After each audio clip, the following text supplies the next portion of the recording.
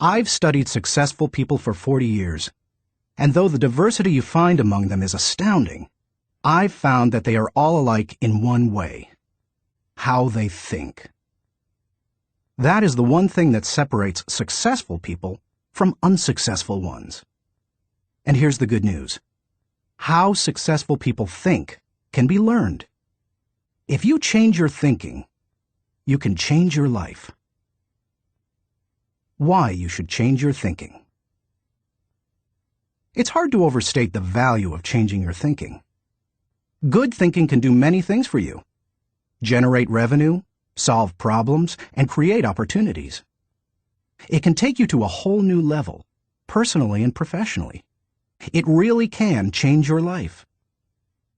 Consider some things you need to know about changing your thinking. 1.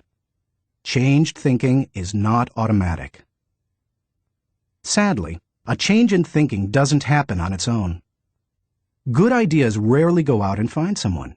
If you want to find a good idea, you must search for it. If you want to become a better thinker, you need to work at it.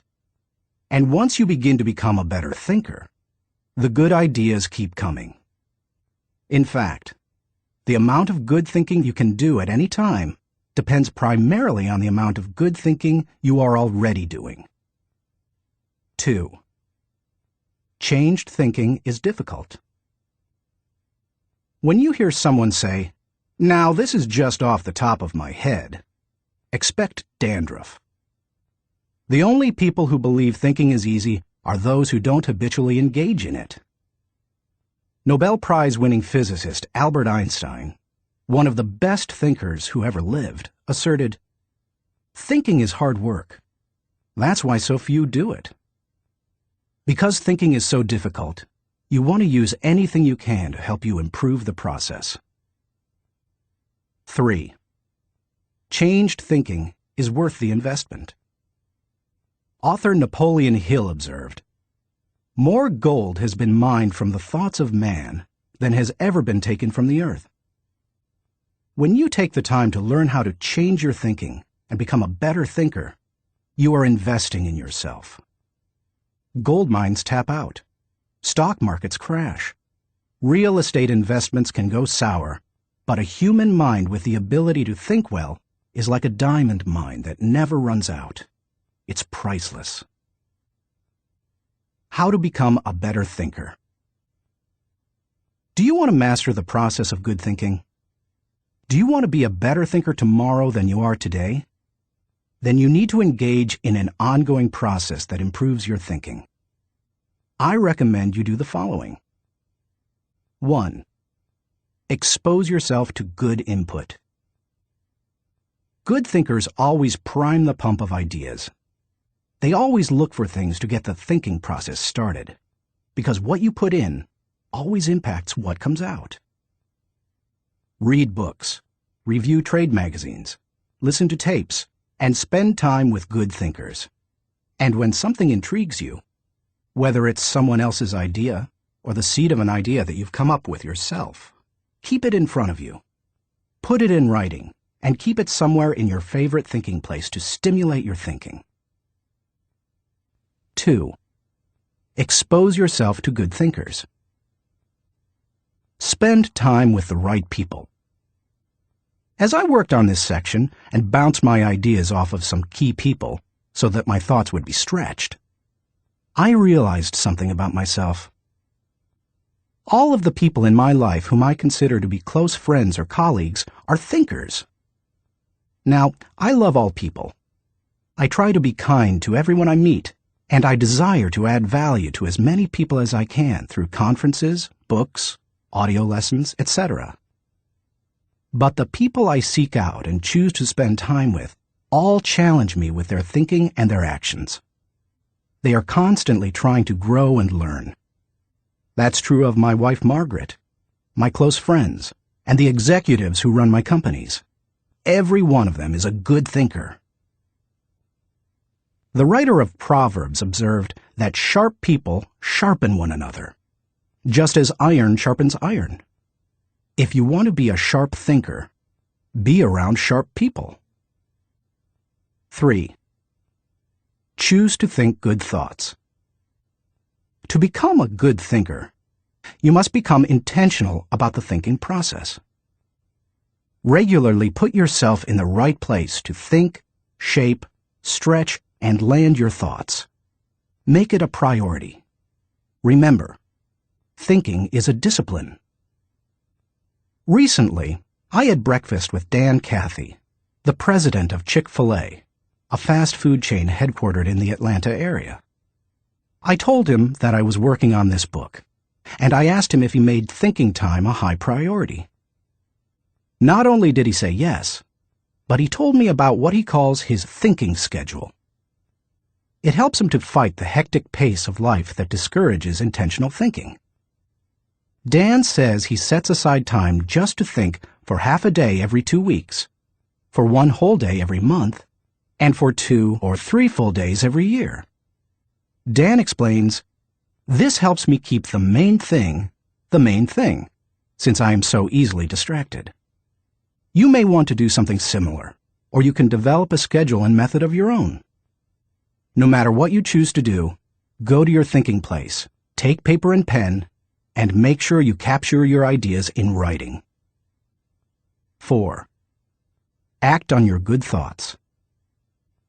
Ideas have a short shelf life. You must act on them before the expiration date. World War I flying ace Eddie Rickenbacker said it all when he remarked, "I can give you a 6-word formula for success. Think things through, then follow through." 5. Allow your emotions to create another good thought. To start the thinking process, you cannot rely on your feelings. In Failing Forward, I wrote that you can act your way into feeling long before you can feel your way into action. If you wait until you feel like doing something, you will likely never accomplish it. The same is true for thinking. You cannot wait until you feel like thinking to do it. However, I found that once you engage in the process of good thinking, you can use your emotions to feed the process and create mental momentum. Try it for yourself. After you go through the disciplined process of thinking and enjoy some success, allow yourself to savor the moment and try riding the mental energy of that success. If you're like me, it's likely to spur additional thoughts and productive ideas. 6. Repeat the process. One good thought does not make a good life. The people who have one good thought and try to ride it for an entire career often end up unhappy or destitute. They are the one-hit wonders, the one-book authors, the one-message speakers, the one-time inventors who spend their life struggling to protect or promote their single idea. Success comes to those who have an entire mountain of gold that they continually mine, not those who find one nugget and try to live on it for 50 years. To become someone who can mine a lot of gold, you need to keep repeating the process of good thinking. Putting yourself in the right place to think. Becoming a good thinker isn't overly complicated. It's a discipline. If you do the 6 things I have outlined, you will set yourself up for a lifestyle of better thinking. But what do you do to come up with specific ideas on a day-to-day basis? I want to teach you the process that I've used to discover and develop good thoughts. It's certainly not the only one that works, but it has worked well for me. 1. Find a place to think your thoughts. If you go to your designated place to think, expecting to generate good thoughts, then eventually you will come up with some. Where is the best place to think? Everybody's different. Some people think best in the shower. Others, like my friend Dick Biggs, like to go to a park. For me, the best places to think are in my car, on planes, and in the spa. Ideas come to me in other places as well, such as when I'm in bed. I keep a special lighted writing pad on my nightstand for such times.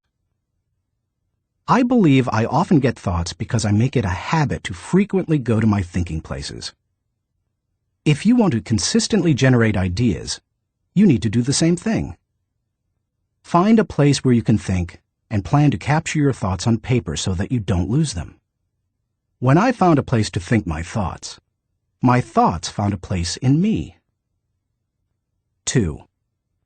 Find a place to shape your thoughts. Rarely do ideas come fully formed and completely worked out. Most of the time, they need to be shaped until they have substance. As my friend Dan Ryland says, they have to stand the test of clarity and questioning. During the shaping time, you want to hold an idea up to strong scrutiny. Many times a thought that seemed outstanding late at night looks pretty silly in the light of day.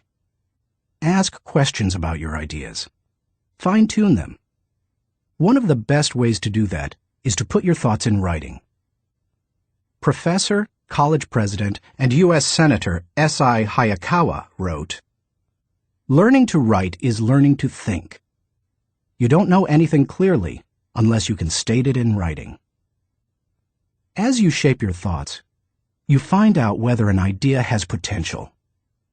You learn what you have. You also learn some things about yourself. The shaping time thrills me because it embodies humor. The thoughts that don't work often provide comic relief. Humility. The moments when I connect with God awe me. Excitement. I love to play out an idea mentally. I call it futuring it. Creativity. In these moments, I am unhampered by reality. Fulfillment. God made me for this process. It uses my greatest gifts and gives me joy. Honesty. As I turn over an idea in my mind, I discover my true motives. Passion. When you shape a thought, you find out what you believe and what really counts. Change. Most of the changes I have made in my life resulted from thorough thinking on a subject. You can shape your thoughts almost anywhere. Just find a place that works for you, where you will be able to write things down, focus your attention without interruptions, and ask questions about your ideas. 3. Find a place to stretch your thoughts. If you come upon great thoughts and spend time mentally shaping them, don't think you're done and can stop there. If you do, you will miss some of the most valuable aspects of the thinking process. You miss bringing others in and expanding ideas to their greatest potential. Earlier in my life, I have to admit, I was often guilty of this error. I wanted to take an idea from seed thought to solution before sharing it with anyone, even the people it would most impact. I did this both at work and at home. But over the years, I have learned that you can go much farther with a team than you can go alone. I've found a kind of formula that can help you stretch your thoughts. It says, the right thought plus the right people in the right environment at the right time for the right reason equals the right result. This combination is hard to beat. Like every person, every thought has the potential to become something great. When you find a place to stretch your thoughts, you find that potential. 4. Find a place to land your thoughts. Author C.D. Jackson observes that great ideas need landing gear as well as wings. Any idea that remains only an idea doesn't make a great impact. The real power of an idea comes when it goes from abstraction to application. Think about Einstein's theory of relativity. When he published his theories in 1905 and 1916, they were merely profound ideas. Their real power came with the development of the nuclear reactor in 1942 and the nuclear bomb in 1945. When scientists developed and implemented Einstein's ideas, the whole world changed. Likewise, if you want your thoughts to make an impact, you need to land them with others so that they can someday be implemented. As you plan for the application phase of the thinking process, land your ideas first with yourself. Landing an idea with yourself will give you integrity. People will buy into an idea only after they buy into the leader who communicates it. Before teaching any lesson, I ask myself 3 questions. Do I believe it? Do I live it? Do I believe others should live it? If I can't answer yes to all 3 questions, then I haven't landed it. Key players. Let's face it, no idea will fly if the influencers don't embrace it. After all, they are the people who carry thoughts from idea to implementation. Those most affected. Landing thoughts with the people on the firing line will give you great insight. Those closest to changes that occur as a result of a new idea can give you a reality read. And that's important, because sometimes even when you've diligently completed the process of creating a thought, shaping it, and stretching it with other good thinkers, you can still miss the mark. 5. Find a place to fly your thoughts. French philosopher Henri-Louis Bergson, who won the Nobel Prize in Literature in 1927, asserted that a person should think like a man of action, act like a man of thought. What good is thinking if it has no application in real life? Thinking divorced from actions cannot be productive. Learning how to master the process of thinking well leads you to productive thinking. If you can develop the discipline of good thinking and turn it into a lifetime habit, then you will be successful and productive all of your life. Once you've created, shaped, stretched, and landed your thoughts, then flying them can be fun and easy. Portrait of a good thinker. You often hear someone say that a colleague or friend is a good thinker, but that phrase means something different to everyone.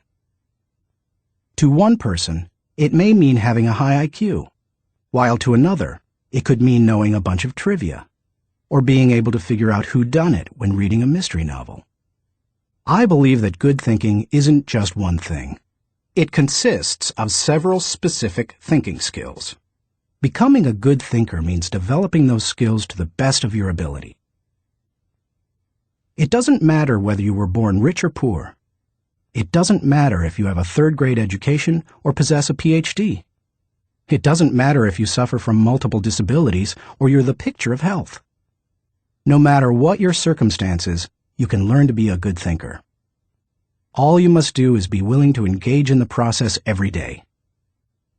In Built to Last, Jim Collins and Jerry Porras describe what it means to be a visionary company, the kind of company that epitomizes the pinnacle of American business.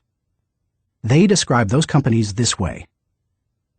A visionary company is like a great work of art. Think of Michelangelo's scenes from Genesis on the ceiling of the Sistine Chapel, or his statue of David. Think of a great and enduring novel like Huckleberry Finn or Crime and Punishment. Think of Beethoven's Ninth Symphony or Shakespeare's Henry V. Think of a beautifully designed building like the masterpieces of Frank Lloyd Wright or Ludwig Mies van der Rohe. You can't point to any one single item that makes the whole thing work. It's the entire work, all the pieces working together to create an overall effect that leads to enduring greatness. Good thinking is similar. You need all the thinking pieces to become the kind of person who can achieve great things. Those pieces include the following 11 skills. Seeing the wisdom of big picture thinking. Unleashing the potential of focused thinking. Discovering the joy of creative thinking. Recognizing the importance of realistic thinking. Releasing the power of strategic thinking. Feeling the energy of possibility thinking. Embracing the lessons of reflective thinking. Questioning the acceptance of popular thinking. Encouraging the participation of shared thinking. Experiencing the satisfaction of unselfish thinking. Enjoying the return of bottom-line thinking. As you read the chapters dedicated to each kind of thinking, you will discover that they do not try to tell you what to think. They attempt to teach you how to think. As you become acquainted with each skill, you will find that some you do well, others you don't. Learn to develop each of those kinds of thinking, and you will become a better thinker. Master all that you can, including the process of shared thinking, which helps you compensate for your weak areas, and your life will change. How successful people think. Chapter 1. Cultivate big picture thinking.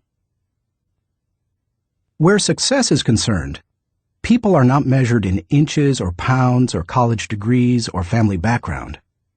They are measured by the size of their thinking. David Schwartz. Big picture thinking can benefit any person in any profession. When somebody like Jack Welch tells a GE employee that the ongoing relationship with a customer is more important than the sale of an individual product, he's reminding them of the big picture. When two parents are fed up with potty training, poor grades, or fender benders, and one reminds the other that the current difficult time is only a temporary season, then they benefit from thinking big picture. Real estate developer Donald Trump quipped, "You have to think anyway, so why not think big?" Big picture thinking brings wholeness and maturity to a person's thinking. It brings perspective.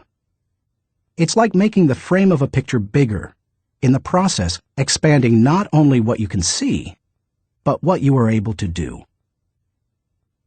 Spend time with big picture thinkers, and you will find that they learn continually. Big picture thinkers are never satisfied with what they already know.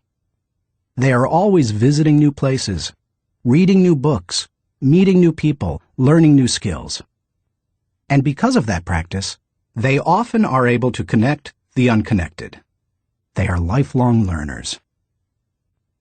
To help me maintain a learner's attitude, I spend a few moments every morning thinking about my learning opportunities for the day.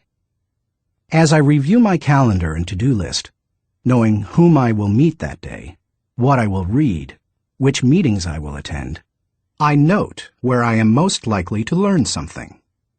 Then I mentally cue myself to look attentively for something that will improve me in that situation. If you desire to keep learning, I want to encourage you to examine your day and look for opportunities to learn. Listen intentionally. An excellent way to broaden your experience is to listen to someone who has expertise in an area where you don't. I search for such opportunities. One year I spoke to about 900 coaches and scouts at the Senior Bowl, where graduating football players participate in their last college game. I had the opportunity, along with my son-in-law Steve Miller, to have dinner with NFL head coaches Dave Wanstead and Butch Davis. It's not often that you get such an opportunity, so I asked them questions about teamwork and spent a lot of time listening to them. At the end of the evening, as Steve and I were walking to our car, he said to me, "John, I bet you asked those coaches 100 questions tonight." "If I'm going to learn and grow," I replied, "I must know what questions to ask and know how to apply the answers to my life." Listening has taught me a lot more than talking. When you meet with people, it's good to have an agenda so that you can learn. It's a great way to partner with people who can do things you can't. Big picture thinkers recognize that they don't know lots of things. They frequently ask penetrating questions to enlarge their understanding and thinking. If you want to become a better big picture thinker, then become a good listener. Look expansively. Writer Henry David Thoreau wrote, "Many an object is not seen, though it falls within the range of our visual ray, because it does not come within the range of our intellectual ray." Human beings habitually see their own world first. For example, when people arrive at a leadership conference put on by my company, Enjoy, they want to know where they're going to park, whether they will be able to get a good and comfortable seat, whether the speaker will be on, and if the breaks will be spaced right. When I arrive to speak at the same conference, I want to know that the lighting is good, the sound equipment is operating effectively, whether the speaker's platform will be close enough to the people, etc. Who you are determines what you see and how you think. Big picture thinkers realize there is a world out there besides their own, and they make an effort to get outside of themselves and see other people's worlds through their eyes. It's hard to see the picture while inside the frame. To see how others see, you must first find out how they think. Becoming a good listener certainly helps with that. So does getting over your personal agenda and trying to take the other person's perspective. Live completely. French essayist Michel de Montaigne wrote, "The value of life lies not in the length of days, but in the use we make of them. A man may live long, yet live very little. The truth is that you can spend your life any way you want, but you can spend it only once." Becoming a big picture thinker can help you to live with wholeness, to live a very fulfilling life. People who see the big picture expand their experience because they expand their world. As a result, they accomplish more than narrow-minded people, and they experience fewer unwanted surprises too, because they are more likely to see the many components involved in any given situation: issues, people, relationships, timing, and values. They are also, therefore, usually more tolerant of other people and their thinking. Why you should receive the wisdom of big picture thinking. Intuitively, you probably recognize big picture thinking as beneficial. Few people want to be closed-minded. No one sets out to be that way. But just in case you're not completely convinced, consider several specific reasons why you should make the effort to become a better big picture thinker. 1. Big picture thinking allows you to lead. You can find many big picture thinkers who aren't leaders, but you will find few leaders who are not big picture thinkers. Leaders must be able to do many important things for their people. See the vision before their people do. They also see more of it. This allows them to size up situations, taking into account many variables. Leaders who see the big picture discern possibilities as well as problems to form a foundation to build the vision. Once leaders have done that, they can sketch a picture of where the team is going, including any potential challenges or obstacles. The goal of leaders shouldn't be merely to make their people feel good, but to help them be good and accomplish the dream. The vision, shown accurately, will allow leaders to show how the future connects with the past to make the journey more meaningful. When leaders recognize this need for connection and bridge it, then they can seize the moment when the timing is right. In leadership, when to move is as important as what you do. As Winston Churchill said, there comes a special moment in everyone's life, a moment for which that person was born. When he seizes it, it is his finest hour. Whether building roads, planning a trip, or moving in leadership, big picture thinking allows you to enjoy more success.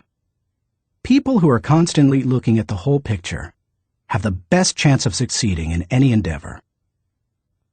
2. Big picture thinking keeps you on target.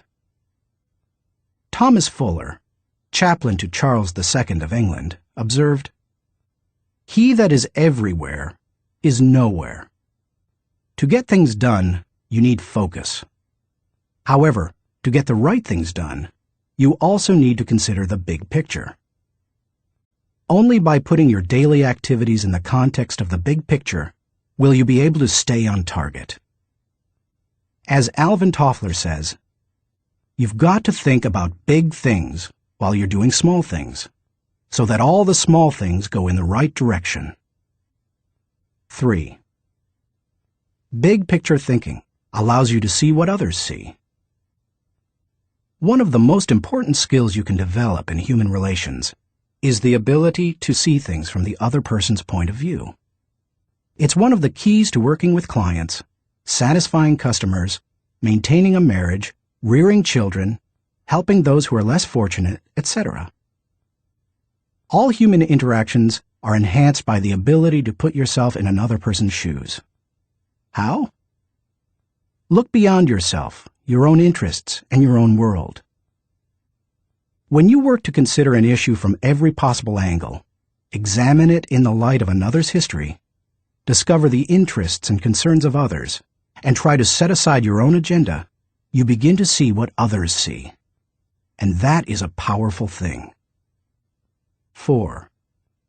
Big picture thinking promotes teamwork. If you participate in any kind of team activity, then you know how important it is that team members see the whole picture, not just their own part. Anytime a person doesn't know how his work fits with that of his teammates, then the whole team is in trouble. The better the grasp team members have of the big picture, the greater their potential to work together as a team. 5. Big picture thinking keeps you from being caught up in the mundane. Let's face it, some aspects of everyday life are absolutely necessary but thoroughly uninteresting. Big picture thinkers don't let the grind get to them because they don't lose sight of the all-important overview. They know that the person who forgets the ultimate is a slave to the immediate. 6. Big picture thinking helps you to chart uncharted territory. Have you ever heard the expression, "We'll cross that bridge when we come to it"? That phrase undoubtedly was coined by someone who had trouble seeing the big picture. The world was built by people who crossed bridges in their minds long before anyone else did. The only way to break new ground or move into uncharted territory is to look beyond the immediate and see the big picture. How to acquire the wisdom of big picture thinking. If you desire to seize new opportunities and open new horizons, then you need to add big picture thinking to your abilities. To become a good thinker, better able to see the big picture, keep in mind the following suggestions. 1. Don't strive for certainty. Big picture thinkers are comfortable with ambiguity. They don't try to force every observation or piece of data into pre-formulated mental cubbyholes. They think broadly and can juggle many seemingly contradictory thoughts in their minds. If you want to cultivate the ability to think big picture, then you must get used to embracing and dealing with complex and diverse ideas. 2. Learn from every experience. Big picture thinkers broaden their outlook by striving to learn from every experience. They don't rest on their successes, they learn from them. More importantly, they learn from their failures. They can do that because they remain teachable. Varied experiences, both positive and negative, help you see the big picture. The greater the variety of experience and success, the more potential to learn you have. If you desire to be a big picture thinker, then get out there and try a lot of things. Take a lot of chances, and take time to learn after every victory or defeat. 3. Gain insight from a variety of people. Big picture thinkers learn from their experiences, but they also learn from experiences they don't have. That is, they learn by receiving insight from others, from customers, employees, colleagues, and leaders. If you desire to broaden your thinking and see more of the big picture, then seek out counselors to help you. But be wise in whom you ask for advice. Gaining insight from a variety of people doesn't mean stopping anyone and everyone in hallways and grocery store lines and asking what they think about a given subject. Be selective. Talk to people who know and care about you, who know their field, and who bring experience deeper and broader than your own. 4. Give yourself permission to expand your world. If you want to be a big picture thinker, you will have to go against the flow of the world. Society wants to keep people in boxes. Most people are married mentally to the status quo. They want what was, not what can be. They seek safety in simple answers. To think big picture, you need to give yourself permission to go a different way, to break new ground, to find new worlds to conquer. And when your world does get bigger, you need to celebrate. Never forget there is more out there in the world than what you've experienced. Keep learning, keep growing, and keep looking at the big picture. If you desire to be a good thinker, that's what you need to do. Thinking question. Am I thinking beyond myself and my world so that I process ideas with a holistic perspective? Chapter 2. Engage in focused thinking. He did each thing as if he did nothing else. Spoken of novelist Charles Dickens. Philosopher Bertrand Russell once asserted, "To be able to concentrate for a considerable time is essential to difficult achievement." Sociologist Robert Lind observed that knowledge is power only if a man knows what facts are not to bother about. Focused thinking removes distractions and mental clutter so that you can concentrate on an issue and think with clarity.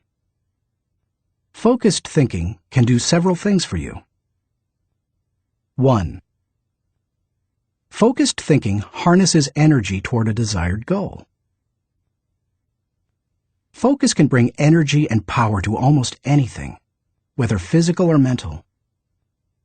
If you're learning how to pitch a baseball and you want to develop a good curveball, then focused thinking while practicing will improve your technique.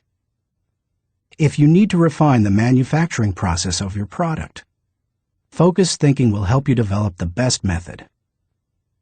If you want to solve a difficult mathematics problem, focused thinking helps you break through to the solution. The greater the difficulty of a problem or issue, the more focused thinking time is necessary to solve it. 2. Focused thinking gives ideas time to develop. I love to discover and develop ideas. I often bring my creative team together for brainstorming and creative thinking. When we first get together, we try to be exhaustive in our thinking in order to generate as many ideas as possible. The birthing of a potential breakthrough often results from sharing many good ideas. But to take ideas to the next level, you must shift from being expansive in your thinking to being selective. I have discovered that a good idea can become a great idea when it is given focus time. It's true that focusing on a single idea for a long time can be very frustrating. I've often spent days focusing on a thought and trying to develop it, only to find that I could not improve the idea. But sometimes, my perseverance in focused thinking pays off. That brings me great joy. And when focused thinking is at its best, not only does the idea grow, but so do I. 3. Focused thinking brings clarity to the target. I consider golf one of my favorite hobbies. It's a wonderfully challenging game. I like it because the objectives are so clear. Professor William Mobley of the University of South Carolina made the following observation about golf. One of the most important things about golf is the presence of clear goals. You see the pins, you know the par. It's neither too easy nor unattainable. You know your average score, and there are competitive goals. Competitive with par, with yourself, and others. These goals give you something to shoot at. In work, as in golf, goals motivate. One time on the golf course, I followed a golfer who neglected to put the pin back in the hole after he putted. Because I could not see my target, I couldn't focus properly. My focus quickly turned to frustration and to poor play. To be a good golfer, a person needs to focus on a clear target. The same is true in thinking. Focus helps you to know the goal and to achieve it. 4. Focused thinking will take you to the next level. No one achieves greatness by becoming a generalist. You don't hone a skill by diluting your attention to its development. The only way to get to the next level is to focus. No matter whether your goal is to increase your level of play, sharpen your business plan, improve your bottom line, develop your subordinates, or solve personal problems, you need to focus. Author Harry A. Overstreet observed, "The immature mind hops from one thing to another. The mature mind seeks to follow through." Where should you focus your thinking? Does every area of your life deserve dedicated, focused thinking time? Of course, the answer is no. Be selective, not exhaustive, in your focused thinking. For me, that means dedicating in-depth thinking time to 4 areas: leadership, creativity, communication, and intentional networking. Your choices will probably differ from mine. Here are a few suggestions to help you figure them out. Identify your priorities. First, take into account your priorities for yourself, your family, and your team. Author, consultant, and award-winning thinker Edward de Bono quipped, "A conclusion is the place where you get tired of thinking." Unfortunately, many people land on priorities based on where they run out of steam. You certainly don't want to do that. Nor do you want to let others set your agenda. There are many ways to determine priorities. If you know yourself well, begin by focusing on your strengths, the things that make best use of your skills and God-given talents. You might also focus on what brings the highest return and reward. Do what you enjoy most and do best. You could use the 80-20 rule. Give 80% of your effort to the top 20%, most important, activities. Another way is to focus on exceptional opportunities that promise a huge return. It comes down to this. Give your attention to the areas that bear fruit. Discover your gifts. Not all people are self-aware and have a good handle on their own skills, gifts, and talents. They are a little like the comic strip character Charlie Brown. One day after striking out in a baseball game, he says, "Rats! I'll never be a big league player. I just don't have it. All my life I've dreamed of playing in the big leagues, but I'll never make it." To which Lucy replies, "Charlie Brown, you're thinking too far ahead. What you need to do is set more immediate goals for yourself." For a moment, Charlie Brown sees a ray of hope. "Immediate goals?" he says. "Yes," answers Lucy. "Start with the next inning.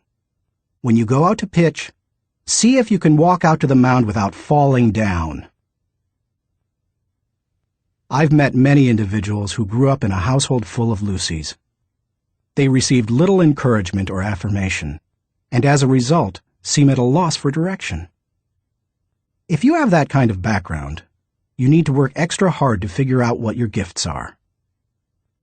Take a personality profile such as DISC or Myers-Briggs. Interview positive friends and family members to see where they think you shine. Spend some time reflecting on past successes. If you're going to focus your thinking in your areas of strength, you need to know what they are. Develop your dream. If you want to achieve great things, you need to have a great dream. If you're not sure of your dream, use your focused thinking time to help you discover it. If your thinking has returned to a particular area time after time, you may be able to discover your dream there. Give it more focused time and see what happens.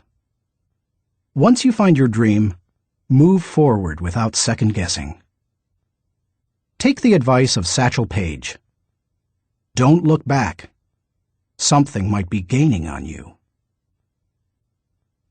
The younger you are, the more likely you will give your attention to many things.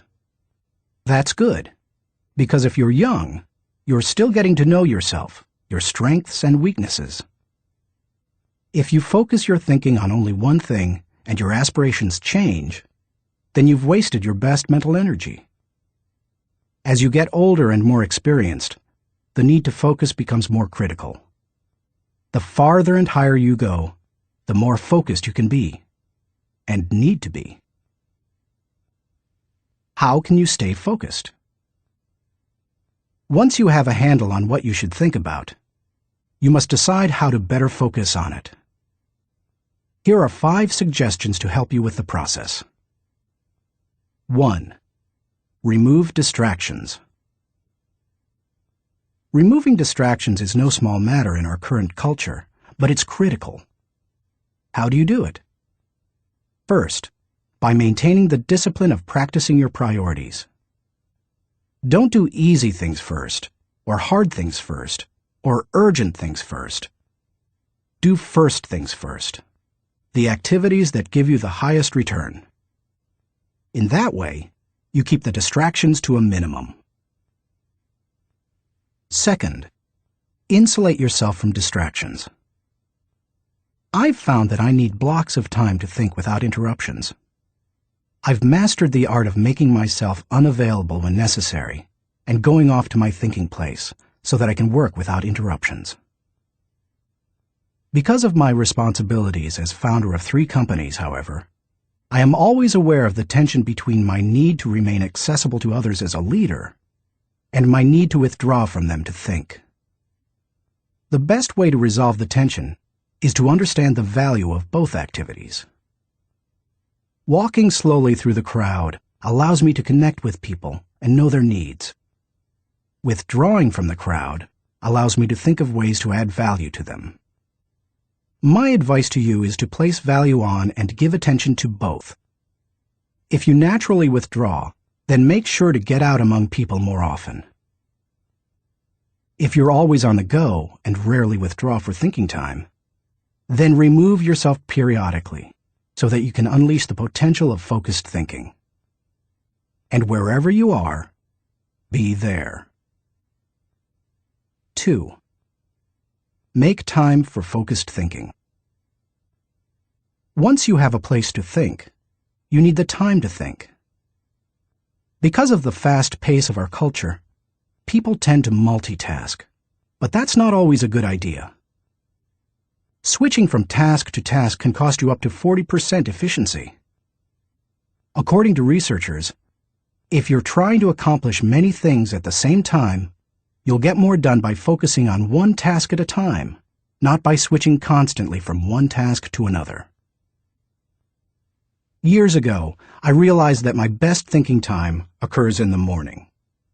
Whenever possible, I reserve my mornings for thinking and writing. One way to gain time for focused thinking is to impose upon yourself a rule that one company implemented. Don't allow yourself to look at email until after 10 a.m.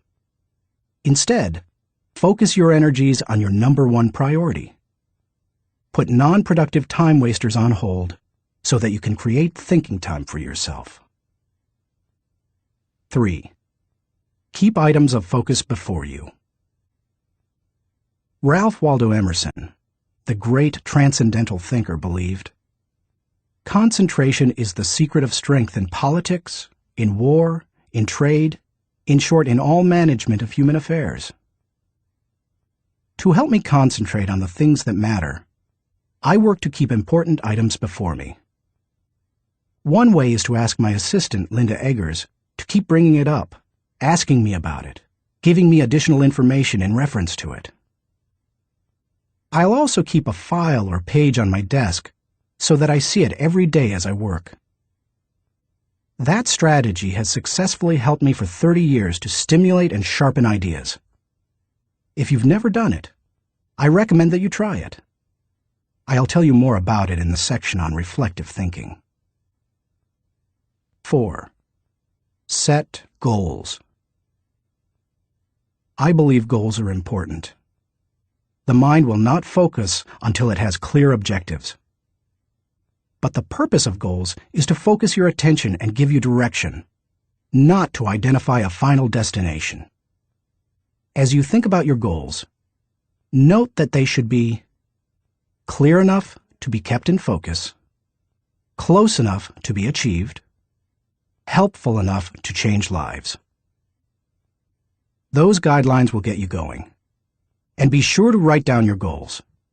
If they're not written, I can almost guarantee that they're not focused enough. And if you really want to make sure they're focused, take the advice of David Belasco, who says, "If you can't write your idea on the back of my business card, you don't have a clear idea." Even if you look back years from now and think your goals were too small, they will have served their purpose if they provide you with direction. 5. Question your progress. Take a good look at yourself from time to time to see whether you are actually making progress. That is the most accurate measure of whether you are making the best use of focused thinking. Ask yourself, am I seeing a return for my investment of focused thinking time? Is what I am doing getting me closer to my goals? Am I headed in a direction that helps me to fulfill my commitments, maintain my priorities, and realize my dreams? What are you giving up to go up? No one can go to the highest level and remain a generalist. My dad used to say, "Find the one thing you do well and don't do anything else." I've found that to do well at a few things, I've had to give up many things. As I worked on this chapter, I spent some time reflecting on the kinds of things I've given up. Here are the main ones. I can't know everyone. I love people, and I'm outgoing. Put me into a room full of people and I feel energized. So it goes against my grain to restrict myself from spending time with lots of people. To compensate for that, I've done a couple of things. First, I've chosen a strong inner circle of people. They not only provide tremendous professional help, but they also make life's journey much more pleasant. Second, I ask certain friends to catch me up on what's happening in the lives of other friends. I usually do that when I'm traveling and can't block out the time I would need for focused thinking. I can't do everything. There are only a few exceptional opportunities in any person's lifetime. That's why I strive for excellence in a few things, rather than a good performance in many. That's cost me. Because of my workload, I also have to skip doing many things that I would love to do. For example, every week I hand off projects that I think would be fun to do myself. I practice the 10-80-10 principle with the people to whom I'm delegating a task. I help with the first 10% by casting vision, laying down parameters, providing resources, and giving encouragement. Then, once they've done the middle 80%, I come alongside them again and help them take whatever it is the rest of the way, if I can. I call it putting the cherry on top. I can't go everywhere. Every conference speaker and author has to travel a lot. Before I began doing much speaking, that seemed like a glamorous life. But after logging several million miles, I know what kind of a toll it can take. Ironically, I still love traveling for pleasure with my wife Margaret. It's one of our great joys. She and I could take 10 vacations a year and enjoy every one of them. Yet we can't because so much of my time is consumed doing what I was called to do: help people to grow personally and to develop as leaders. I can't be well-rounded. Being focused also keeps me from being well-rounded. I tell people, 99% of everything in life I don't need to know about. I try to focus on the 1% that gives me the highest return. And of the remaining 99, Margaret keeps me aware of whatever I need to know. It's one of the ways I keep from getting totally out of balance in my life. Being willing to give up some of the things you love in order to focus on what has the greatest impact isn't an easy lesson to learn. But the earlier you embrace it, the sooner you can dedicate yourself to excellence in what matters most. Thinking question. Am I dedicated to removing distractions and mental clutter so that I can concentrate with clarity on the real issue? Chapter 3. Harness Creative Thinking. The joy is in creating, not maintaining. Vince Lombardi, NFL Hall of Fame coach. Creativity is pure gold, no matter what you do for a living. Annette Moser-Wellman, author of The 5 Faces of Genius, asserts, "The most valuable resource you bring to your work and to your firm is your creativity. More than what you get done, more than the role you play, more than your title, more than your output, it's your ideas that matter." Despite the importance of a person's ability to think with creativity, few people seem to possess the skill in abundance. If you're not as creative as you would like to be, you can change your way of thinking. Creative thinking isn't necessarily original thinking. In fact, I think people mythologize original thought. Most often, creative thinking is a composite of other thoughts discovered along the way. Even the great artists, whom we consider highly original, learned from their masters, modeled their work on that of others, and brought together a host of ideas and styles to create their own work. Study art, and you will see threads that run through the work of all artists and artistic movements, connecting them to other artists who went before them. Characteristics of creative thinkers. Perhaps you're not even sure what I mean when I ask whether you are a creative thinker. Consider some characteristics that creative thinkers have in common. Creative thinkers value ideas. Annette Moser-Wellman observes, "Highly creative people are dedicated to ideas. They don't rely on their talent alone. They rely on their discipline. Their imagination is like a second skin. They know how to manipulate it to its fullest." Creativity is about having ideas, lots of them. You will have ideas only if you value ideas. Creative thinkers explore options. I've yet to meet a creative thinker who didn't love options. Exploring a multitude of possibilities helps to stimulate the imagination, and imagination is crucial to creativity. As Albert Einstein put it, imagination is more important than knowledge. People who know me well will tell you that I place a very high value on options. Why? Because they provide the key to finding the best answer, not the only answer. Good thinkers come up with the best answers. They create backup plans that provide them with alternatives. They enjoy freedom that others do not possess, and they will influence and lead others. Creative thinkers embrace ambiguity. Writer H.L. Mencken said, "It is the dull man who is always sure, and the sure man who is always dull." Creative people don't feel the need to stamp out uncertainty. They see all kinds of inconsistencies and gaps in life, and they often take delight in exploring those gaps, or in using their imagination to fill them in. Creative thinkers celebrate the offbeat. Creativity, by its very nature, often explores off the beaten path and goes against the grain. Diplomat and longtime president of Yale University, Kingman Brewster, said, "There is a correlation between the creative and the screwball, so we must suffer the screwball gladly." To foster creativity in yourself or others, be willing to tolerate a little oddness. Creative thinkers connect the unconnected. Because creativity utilizes the ideas of others, there's great value in being able to connect one idea to another, especially to seemingly unrelated ideas. Graphic designer Tim Hansen says, "Creativity is especially expressed in the ability to make connections, to make associations, to turn things around and express them in a new way.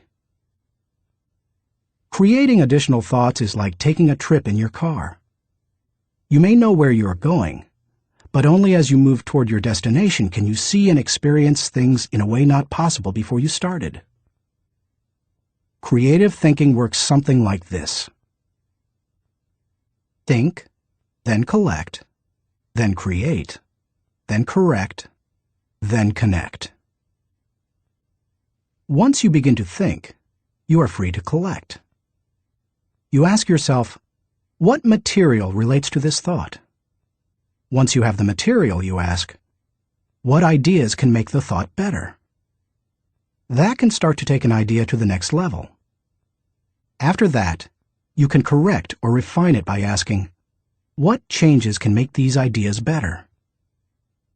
Finally, you connect the ideas by positioning them in the right context to make the thought complete and powerful.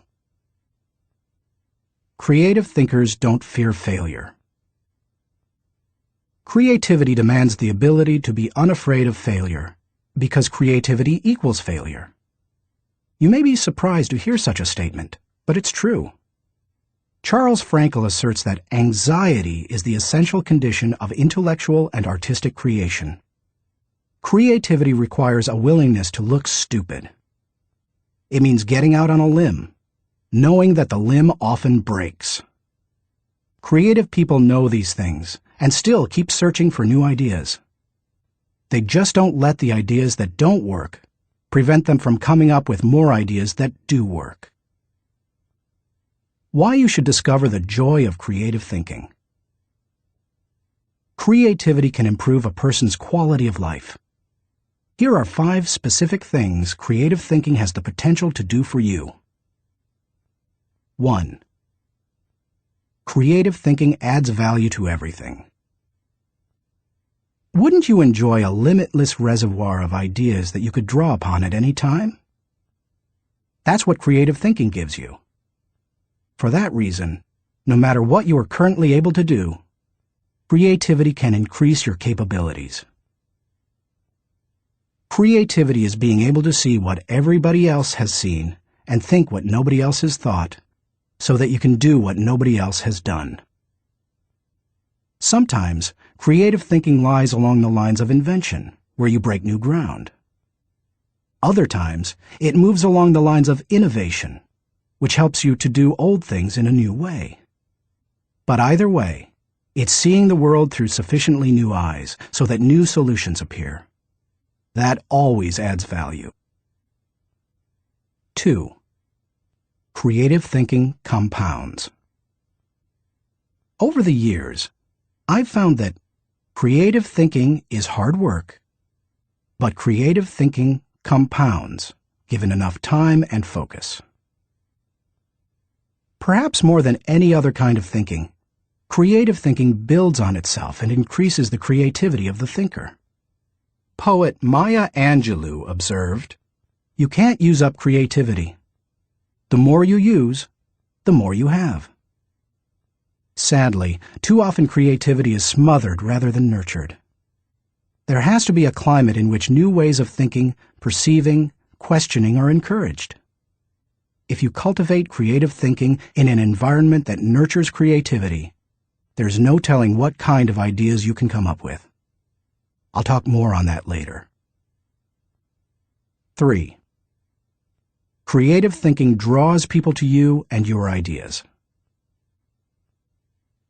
Creativity is intelligence having fun.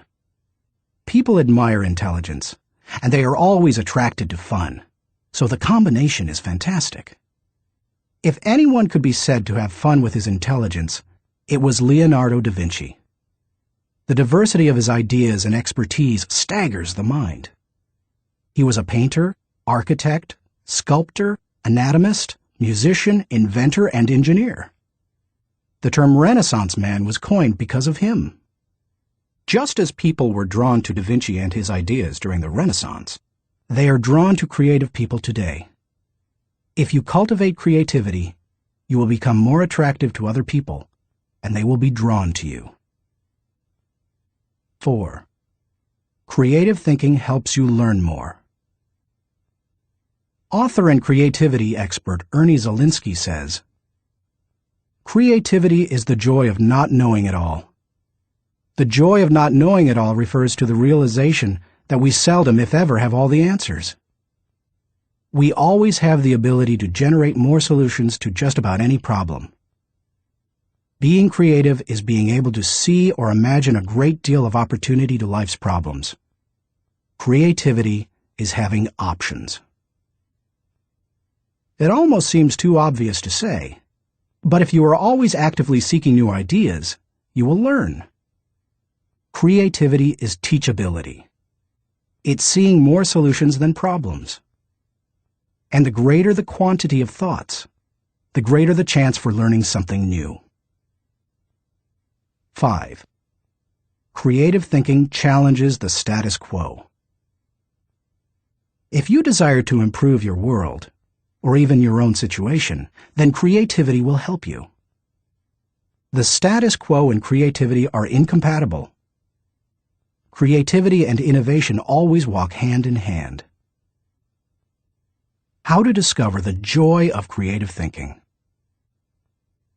At this point, you may be saying, "Okay, I'm convinced that creative thinking is important. But how do I find the creativity within me? How do I discover the joy of creative thought?" Here are 5 ways to do it. 1. Remove creativity killers. Economics professor and humor author Stephen Leacock said, "Personally, I would sooner have written Alice in Wonderland than the whole Encyclopedia Britannica." He valued the warmth of creativity over cold facts. If you do too, then you need to eliminate attitudes that devalue creative thinking. Take a look at the following phrases. They are almost guaranteed to kill creative thinking anytime you hear or think them. "I'm not a creative person." "Follow the rules." "Don't ask questions." "Don't be different." "Stay within the lines." "There is only one way." "Don't be foolish." "Be practical." "Be serious." "Think of your image." "That's not logical." "It's not practical." "It's never been done." "It can't be done." "It didn't work for them." "We tried that before." "It's too much work." "We can't afford to make a mistake." "It will be too hard to administer." "We don't have the time." "We don't have the money."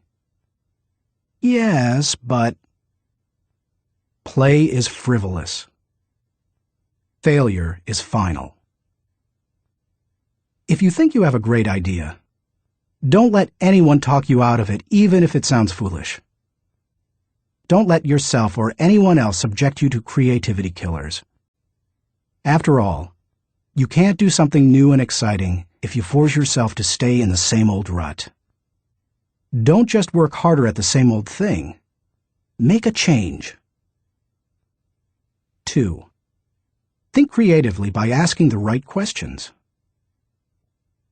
Creativity is largely a matter of asking the right questions. Management trainer Sir Anthony Jay said, "The uncreative mind can spot wrong answers, but it takes a creative mind to spot wrong questions." Wrong questions shut down the process of creative thinking. They direct thinkers down the same old path, or they chide them into believing that thinking isn't necessary at all. To stimulate creative thinking, ask yourself questions such as, why must it be done this way?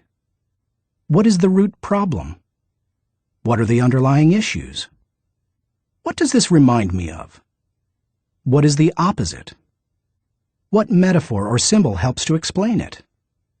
Why is it important? What's the hardest or most expensive way to do it?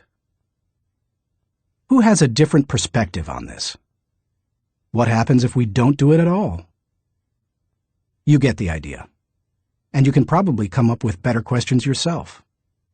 Physicist Tom Hirschfeld observed, "If you don't ask why this often enough, Somebody will ask, why you? If you want to think creatively, you must ask good questions. You must challenge the process. 3. Develop a creative environment. Charlie Brower said, "A new idea is delicate. It can be killed by a sneer or a yawn.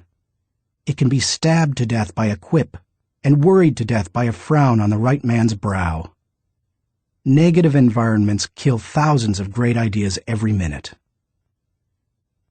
A creative environment, on the other hand, becomes like a greenhouse where ideas get seeded, sprout up, and flourish. A creative environment encourages creativity. David Hills says, "Studies of creativity suggest that the biggest single variable of whether or not employees will be creative is whether they perceive they have permission. When innovation and good thinking are openly encouraged and rewarded, then people see that they have permission to be creative." A creative environment places a high value on trust among team members and individuality. Creativity always risks failure. That's why trust is so important to creative people.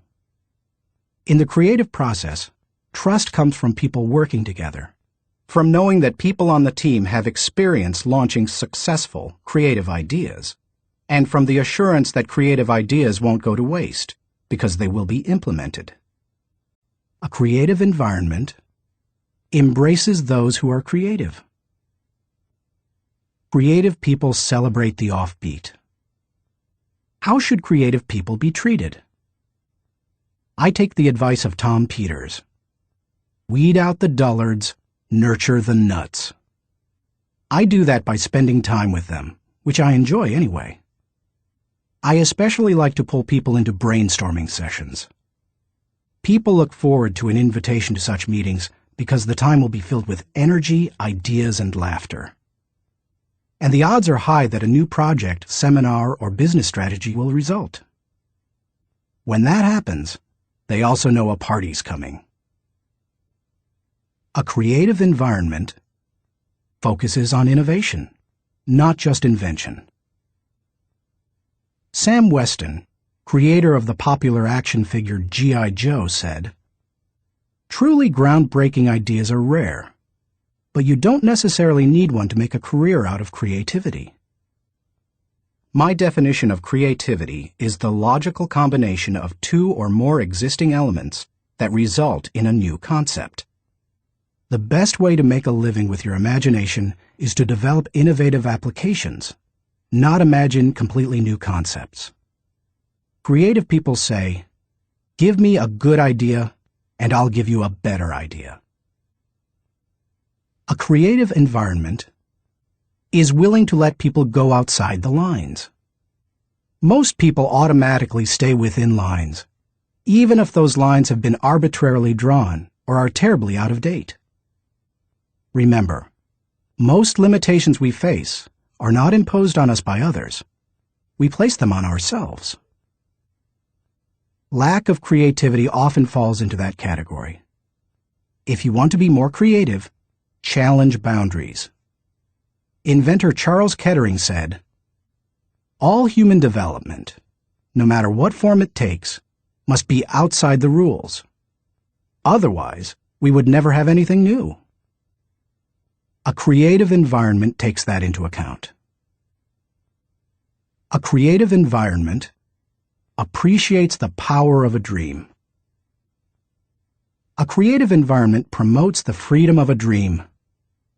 A creative environment encourages the use of a blank sheet of paper and the question, if we could draw a picture of what we want to accomplish, what would that look like?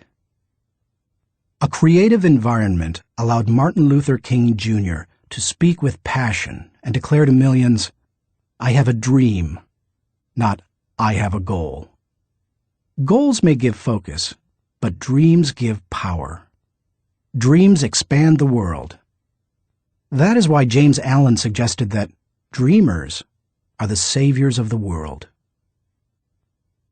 The more creativity-friendly you can make your environment, the more potential it has to become creative. 4.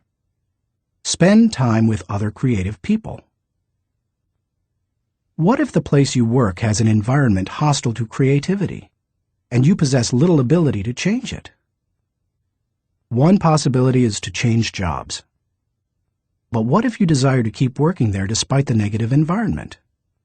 Your best option is to find a way to spend time with other creative people. Creativity is contagious. Have you ever noticed what happens during a good brainstorming session? One person throws out an idea. Another person uses it as a springboard to discover another idea. Someone else takes it in yet another, even better direction. Then somebody grabs hold of it and takes it to a whole new level. The interplay of ideas can be electric. I have a strong group of creative individuals in my life. I make sure to spend regular time with them. When I leave them, I always feel energized.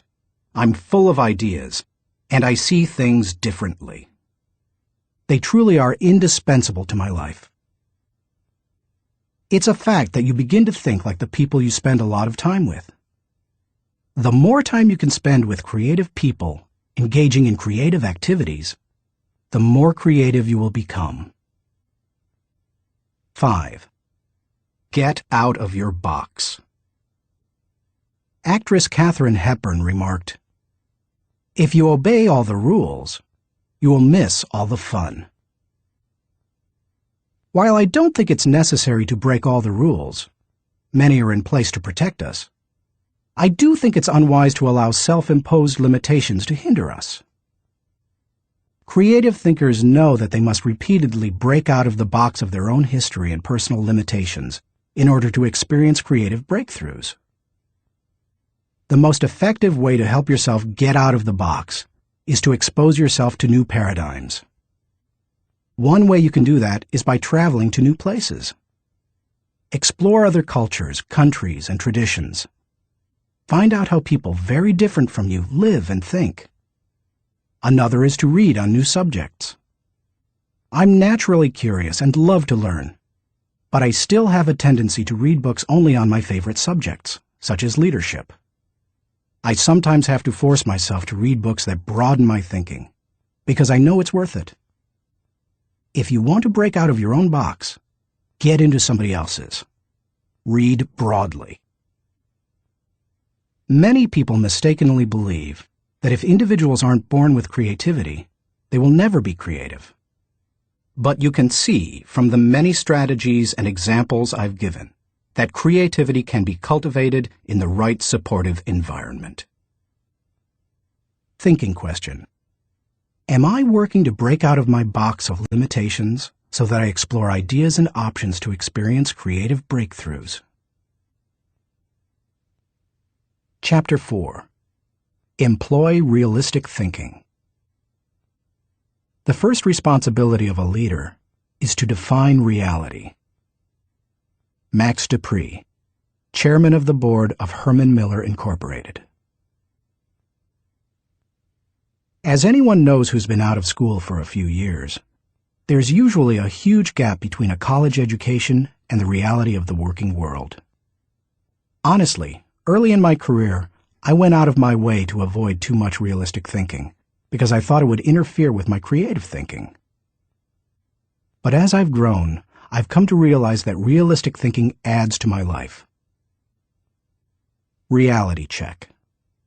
Reality is the difference between what we wish and what is. It took some time for me to evolve into a realistic thinker. The process went in phases. First, I did not engage in realistic thinking at all. After a while, I realized that it was necessary, so I began to engage in it occasionally. But I didn't like it, because I thought it was too negative. And any time I could delegate it, I did. Eventually, I found that I had to engage in realistic thinking if I was going to solve problems and learn from my mistakes. And in time, I became willing to think realistically before I got in trouble and make it a continual part of my life. Today, I encourage my key leaders to think realistically. we make realistic thinking the foundation of our business because we derive certainty and security from it. Why you should recognize the importance of realistic thinking. If you're a naturally optimistic person as I am, you may not possess great desire to become a more realistic thinker. But cultivating the ability to be realistic in your thinking will not undermine your faith in people, nor will it lessen your ability to see and seize opportunities. Instead, it will add value to you in other ways. 1. Realistic thinking minimizes downside risk. Actions always have consequences. Realistic thinking helps you to determine what those consequences could be. And that's crucial, because only by recognizing and considering consequences can you plan for them. If you plan for the worst-case scenario, you can minimize the downside risk. 2. Realistic thinking gives you a target and a game plan. I've known business people who were not realistic thinkers. Here's the good news. They were very positive and had a high degree of hope for their business. Here's the bad news. Hope is not a strategy. Realistic thinking leads to excellence in leadership and management because it requires people to face reality. They begin to define their target and develop a game plan to hit it. When people engage in realistic thinking, they also begin to simplify practices and procedures, which results in better efficiency. Truthfully, in business, only a few decisions are important. Realistic thinkers understand the difference between the important decisions and those that are merely necessary in the normal course of business. The decisions that matter relate directly to your purpose. James Allen was right when he wrote, "Until thought is linked with purpose, there is no intelligent accomplishment." 3. Realistic thinking is a catalyst for change. People who rely on hope for their success rarely make change a high priority. If you have only hope, you imply that achievement and success are out of your hands. It's a matter of luck or chance. Why bother changing? Realistic thinking can dispel that kind of wrong attitude. There's nothing like staring reality in the face to make a person recognize the need for change. Change alone doesn't bring growth, but you cannot have growth without change. 4. Realistic thinking provides security. Anytime you have thought through the worst that can happen, and you have developed contingency plans to meet it, you become more confident and secure. It's reassuring to know that you are unlikely to be surprised. Disappointment is the difference between expectations and reality. Realistic thinking minimizes the difference between the two. 5. Realistic thinking gives you credibility. Realistic thinking helps people to buy into the leader and his or her vision. Leaders continually surprised by the unexpected soon lose credibility with their followers. On the other hand, leaders who think realistically and plan accordingly position their organizations to win. That gives their people confidence in them. The best leaders ask realistic questions before casting vision. They ask themselves things like, is it possible? Does this dream include everyone or just a few? Have I identified and articulated the areas that will make this dream difficult to achieve? 6. Realistic thinking provides a foundation to build on. Thomas Edison observed, "The value of a good idea is in using it." The bottom line on realistic thinking is that it helps you to make an idea usable by taking away the wish factor. Most ideas and efforts don't accomplish their intended results because they rely too much on what we wish rather than what is. You can't build a house in midair. It needs a solid foundation. Ideas and plans are the same. They need something concrete on which to build. Realistic thinking provides that solid foundation. 7. Realistic thinking is a friend to those in trouble. If creativity is what you would do if you were unafraid of the possibility of failure, then reality is dealing with failure if it does happen. Realistic thinking gives you something concrete to fall back on during times of trouble, which can be very reassuring. Certainty in the midst of uncertainty brings stability. 8. Realistic thinking brings the dream to fruition. British novelist John Galsworthy wrote, "Idealism increases in direct proportion to one's distance from the problem. If you don't get close enough to a problem, you can't tackle it. If you don't take a realistic look at your dream and what it will take to accomplish it, you will never achieve it." Realistic thinking helps to pave the way for bringing any dream to fruition. How to recognize the importance of realistic thinking. Because I'm naturally optimistic rather than realistic, I've had to take concrete steps to improve my thinking in this area. Here are 5 things I do to improve my realistic thinking. 1. Develop an appreciation for truth. I could not develop as a realistic thinker until I gained an appreciation for realistic thinking. And that means learning to look at and enjoy truth. President Harry S. Truman said, "I never give them hell. I just tell the truth, and they think it is hell." That's the way many people react to truth. People tend to exaggerate their success and minimize their failures or deficiencies. They live according to Ruckert's law, believing there is nothing so small that it can't be blown out of proportion. Unfortunately, many people today could be described by a quote from Winston Churchill. "Men occasionally stumble over the truth, but most pick themselves up and hurry off as if nothing has happened." More recently, television journalist Ted Koppel observed, "Our society finds truth too strong a medicine to digest undiluted.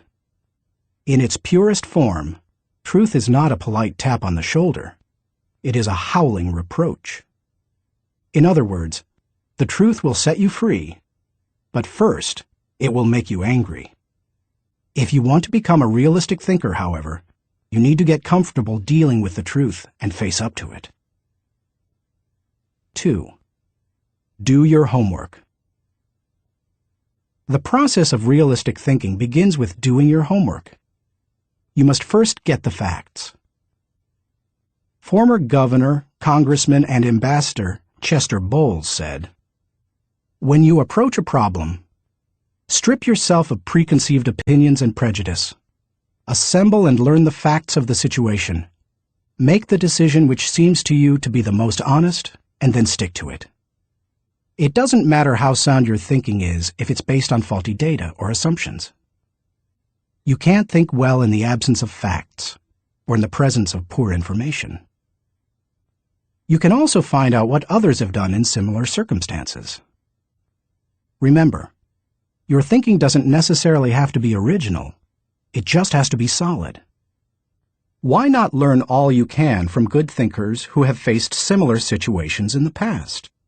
Some of my best thinking has been done by others. 3. Think through the pros and cons. There's nothing like taking the time to really examine the pros and cons of an issue to give you a strong dose of reality. It rarely comes down to simply choosing the course of action with the greatest number of pros, because all pros and cons do not carry equal weight. But that's not the value of the exercise anyway. Rather, it helps you to dig into the facts, examine an issue from many angles, and really count the cost of a possible course of action. 4. Picture the worst-case scenario. The essence of realistic thinking is discovering, picturing, and examining the worst-case scenario. Ask yourself questions such as, what if sales fall short of projections? What if revenue hits rock bottom? Not an optimist's rock bottom, but real rock bottom. What if we don't win the account? What if the client doesn't pay us? What if we have to do the job short-handed? What if our best player gets sick? What if all the colleges reject my application? What if the market goes belly up? What if the volunteers quit? What if nobody shows up? You get the idea. The point is that you need to think about worst-case possibilities, whether you are running a business, leading a department, pastoring a church, coaching a team, or planning your personal finances. Your goal isn't to be negative or to expect the worst, just to be ready for it in case it happens. That way, you give yourself the best chance for a positive result, no matter what. If you picture the worst case and examine it honestly, then you really have experienced a reality check. You're ready for anything. As you do that, take the advice of Charles Hole, who advised, "Deliberate with caution, but act with decision, and yield with graciousness, or oppose with firmness."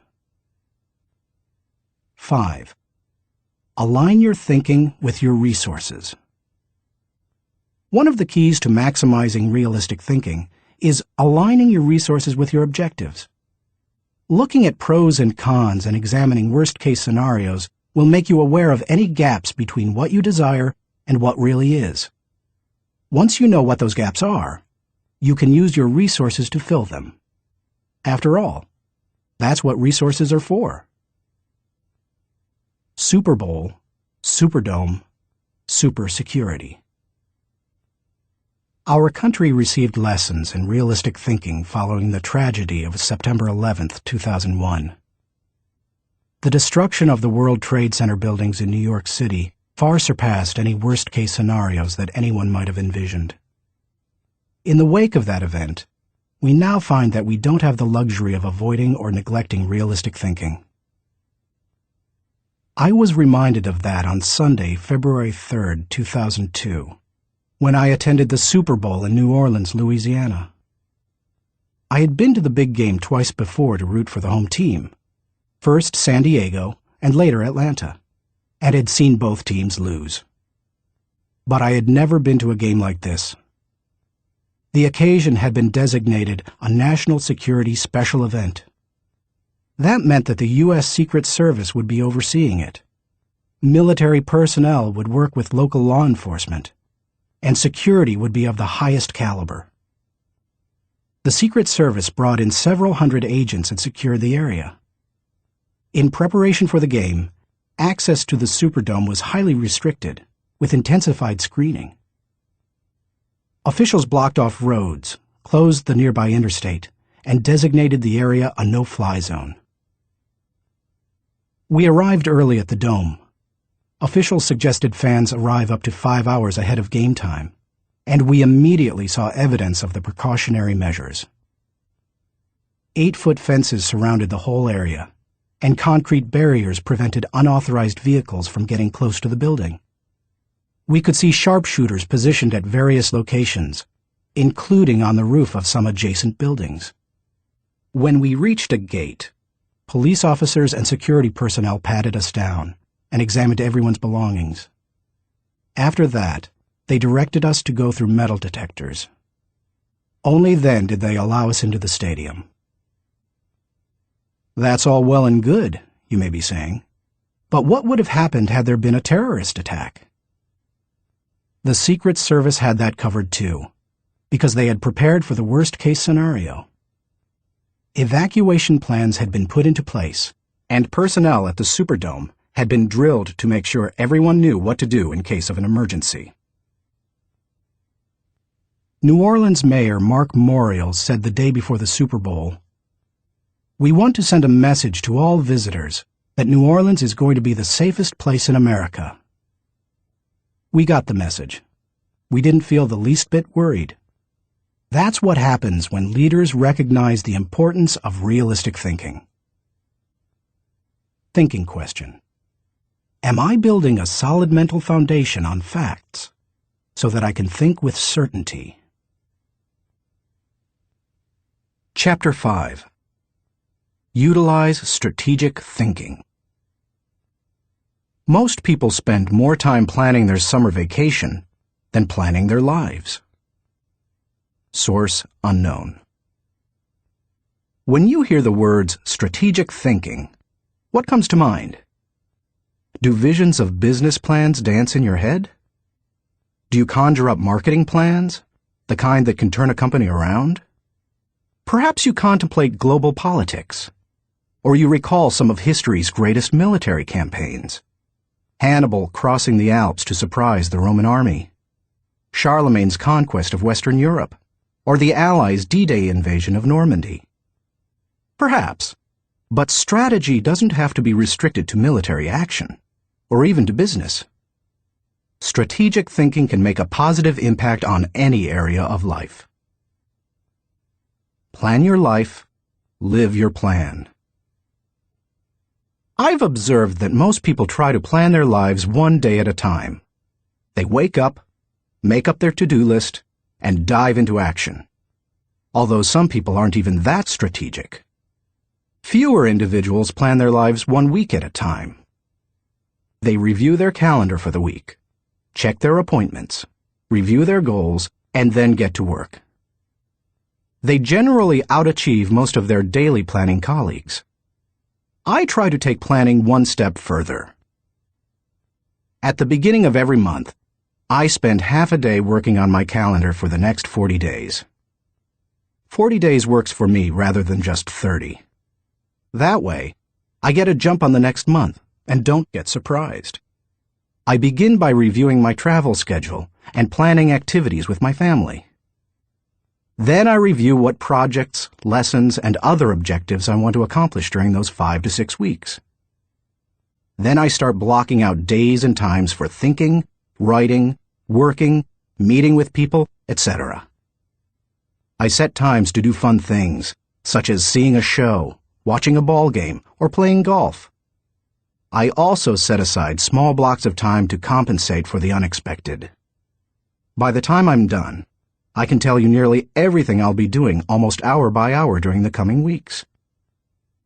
This strategy is one of the reasons I have been able to accomplish much. Why you should release the power of strategic thinking.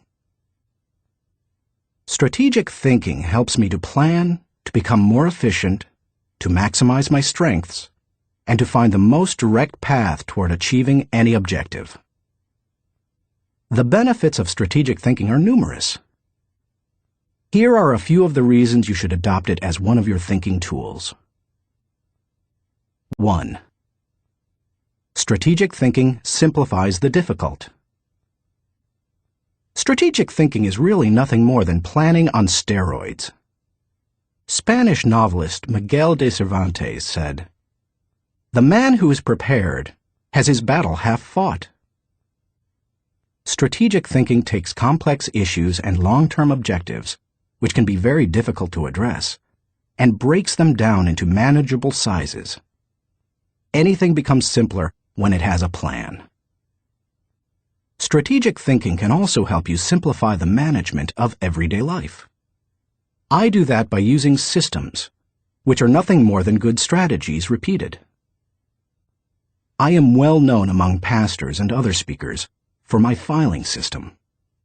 Writing a lesson or speech can be difficult, but because I use my system to file quotes, stories, and articles, when I need something to flesh out or illustrate a point, I simply go to one of my 1,200 files and find a good piece of material that works. Just about any difficult task can be made simpler with strategic thinking. 2.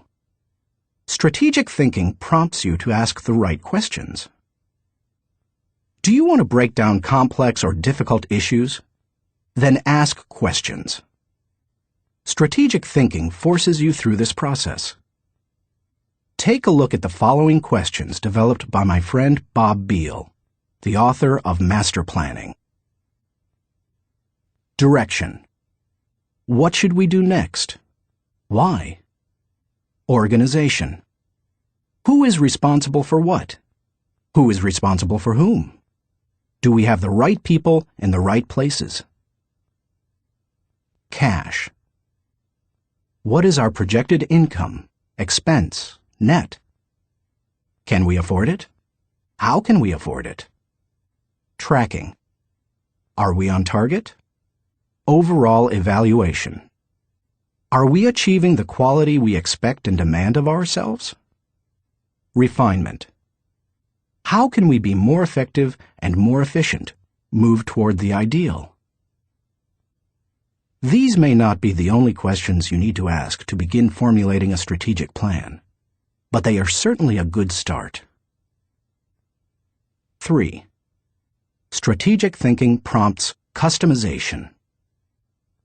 General George S. Patton observed, "Successful generals make plans to fit circumstances, but do not try to create circumstances to fit plans." All good strategic thinkers are precise in their thinking. They try to match the strategy to the problem, because strategy isn't a one-size-fits-all proposition.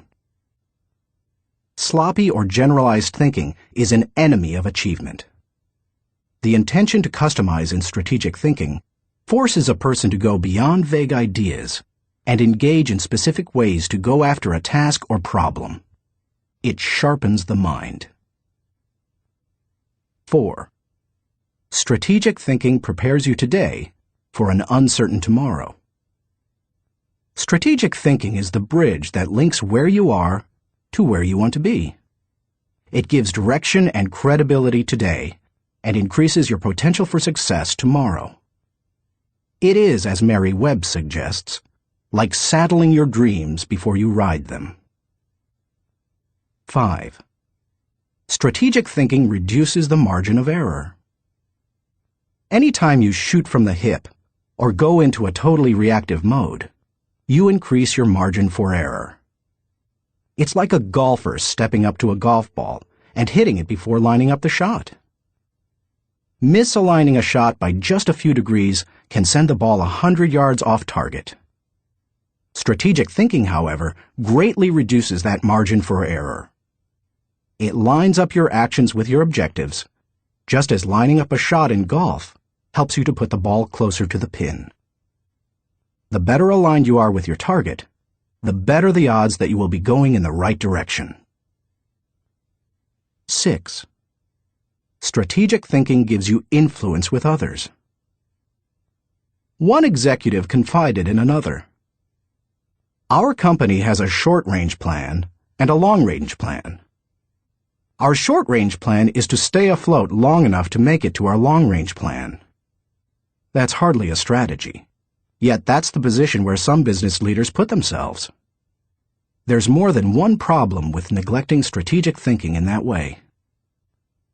Not only does it fail to build the business, but it also loses the respect of everyone involved with the business. The one with the plan is the one with the power. It doesn't matter in what kind of activity you're involved. Employees want to follow the business leader with a good business plan.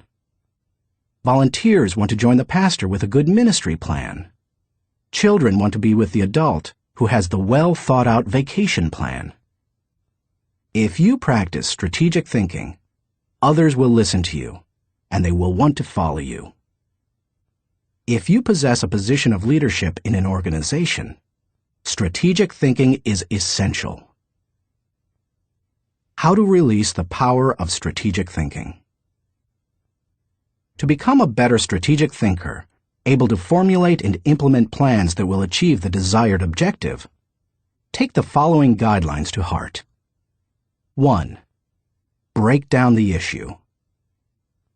The first step in strategic thinking is to break down an issue into smaller, more manageable parts, so that you can focus on them more effectively.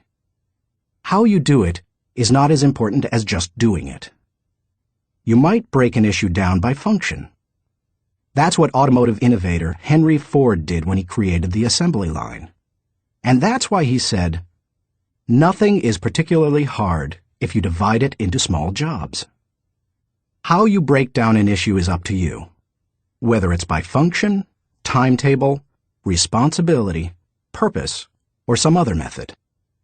The point is that you need to break it down. Only one person in a million can juggle the whole thing in his head and think strategically to create solid, viable plans. 2. Ask why before how. When most people begin using strategic thinking to solve a problem or plan a way to meet an objective, they often make the mistake of jumping the gun and trying immediately to figure out how to accomplish it. Instead of asking how, they should first ask why. If you jump right into problem-solving mode, how are you going to know all the issues? Eugene G. Grace says, "Thousands of engineers can design bridges, calculate strains and stresses, and draw up specifications for machines.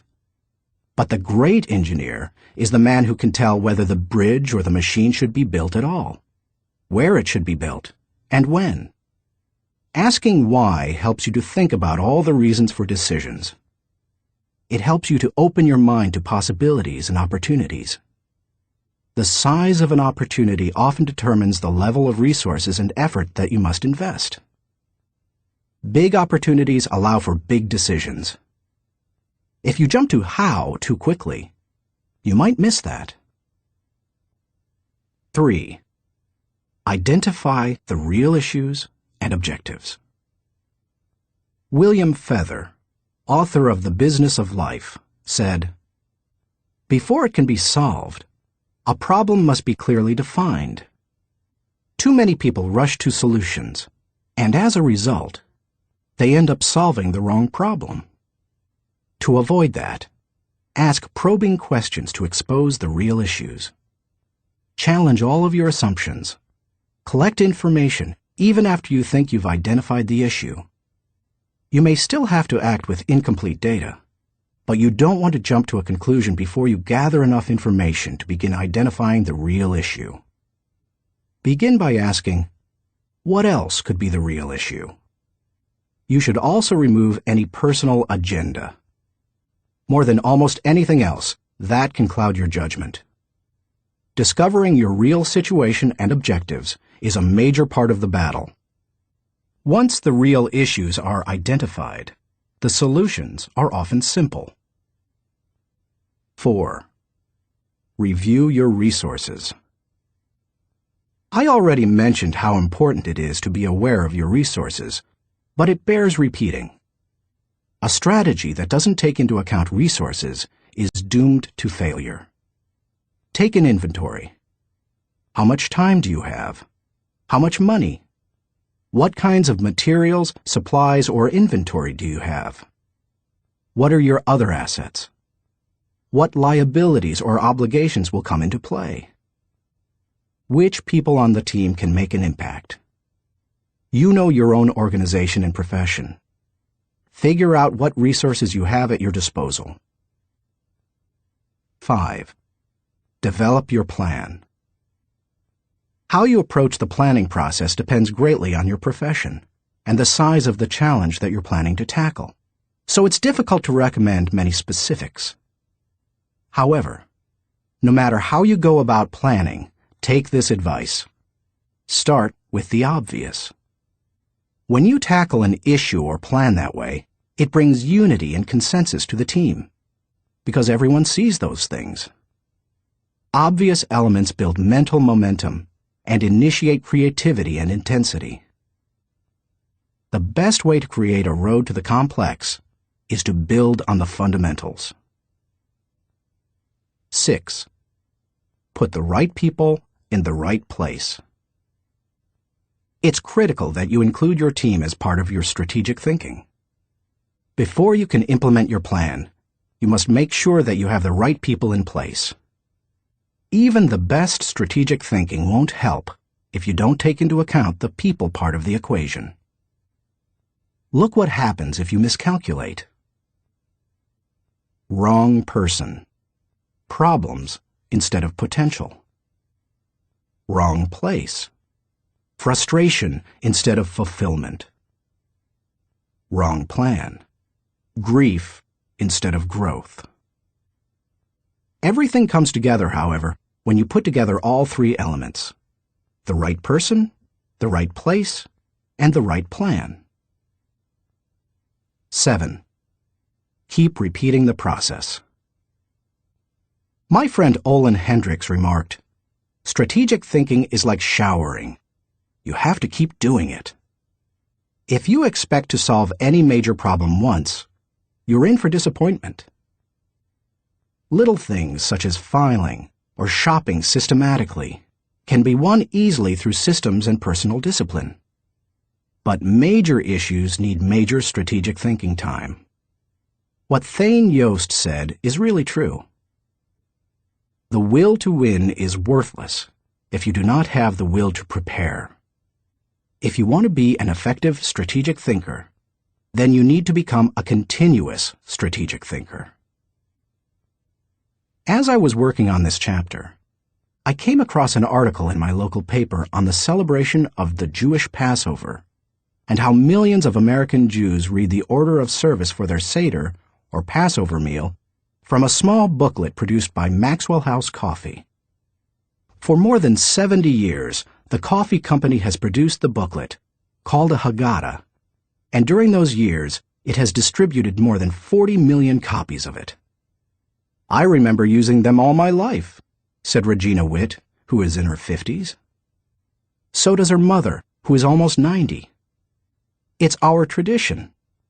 I think it would be very strange not to use them. So how did Maxwell House come to supply the booklets? It was the result of strategic thinking. 80 years ago, marketing man Joseph Jacobs advised that the company could sell coffee during Passover if the product were certified kosher by a rabbi. Since 1923, Maxwell House Coffee has been certified kosher for Passover. And then Jacobs suggested that if they gave away the Haggadah booklets, they could increase sales. They've been creating the booklets and selling coffee during Passover ever since. That's what can happen when you unleash the power of strategic thinking. Thinking question. Am I implementing strategic plans that give me direction for today and increase my potential for tomorrow? Chapter 6. Explore possibility thinking. Nothing is so embarrassing as watching someone do something that you said could not be done. Sam Ewing. People who embrace possibility thinking are capable of accomplishing tasks that seem impossible because they believe in solutions. Here are several reasons why you should become a possibility thinker. 1. Possibility thinking increases your possibilities. When you believe you can do something difficult, and you succeed, many doors open for you.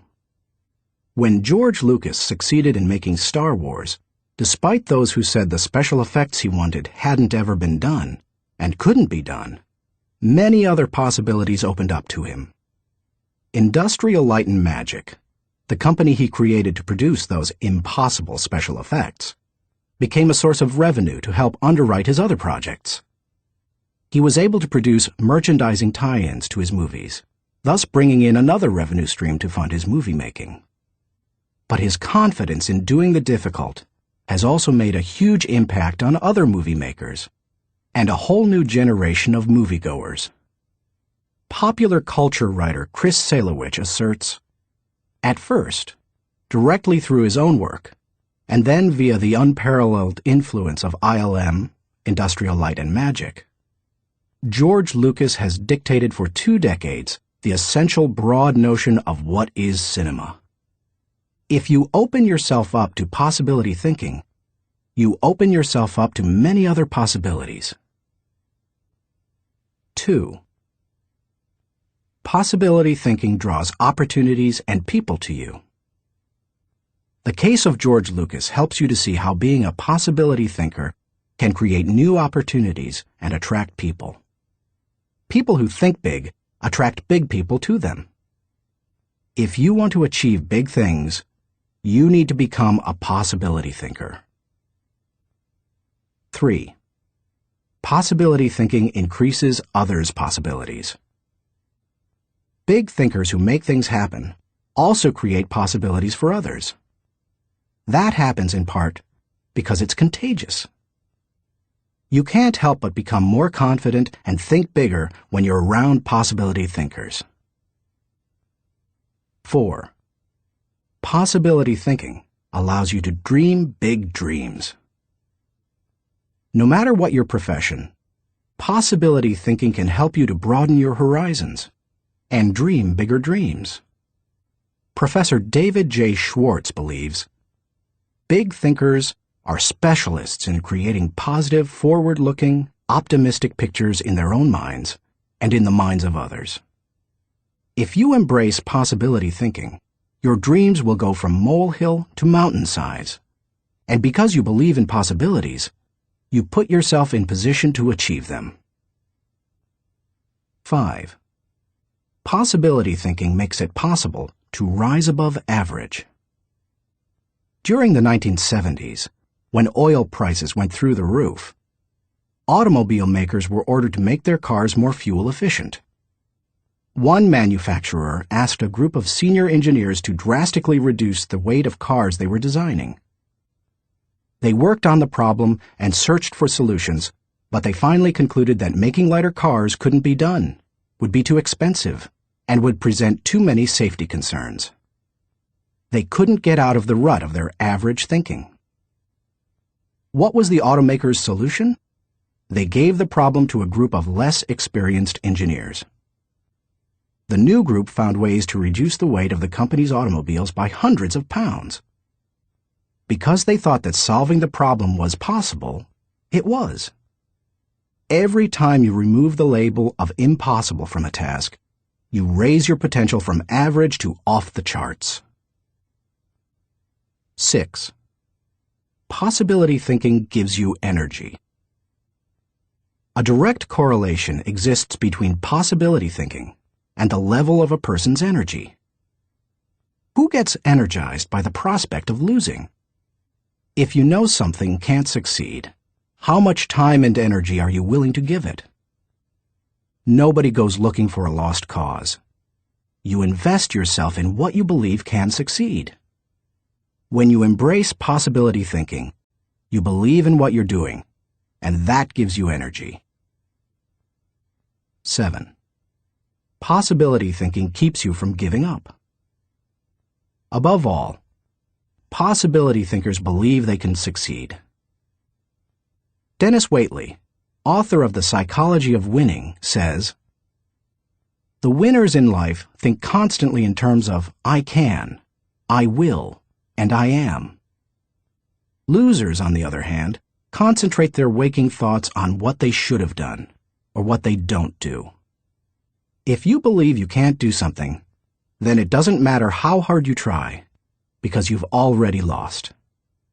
If you believe you can do something, you have already won much of the battle." One of the people who showed himself to be a great possibility thinker in 2001 was New York Mayor Rudy Giuliani. In the hours following the World Trade Center tragedy, Giuliani not only led the city through the chaos of the disaster, but he instilled confidence in everyone he touched. Afterward, he gave some insight and perspective on his experience. "I was so proud of the people I saw on the street. No chaos, but they were frightened and confused. And it seemed to me that they needed to hear from my heart where I thought we were going.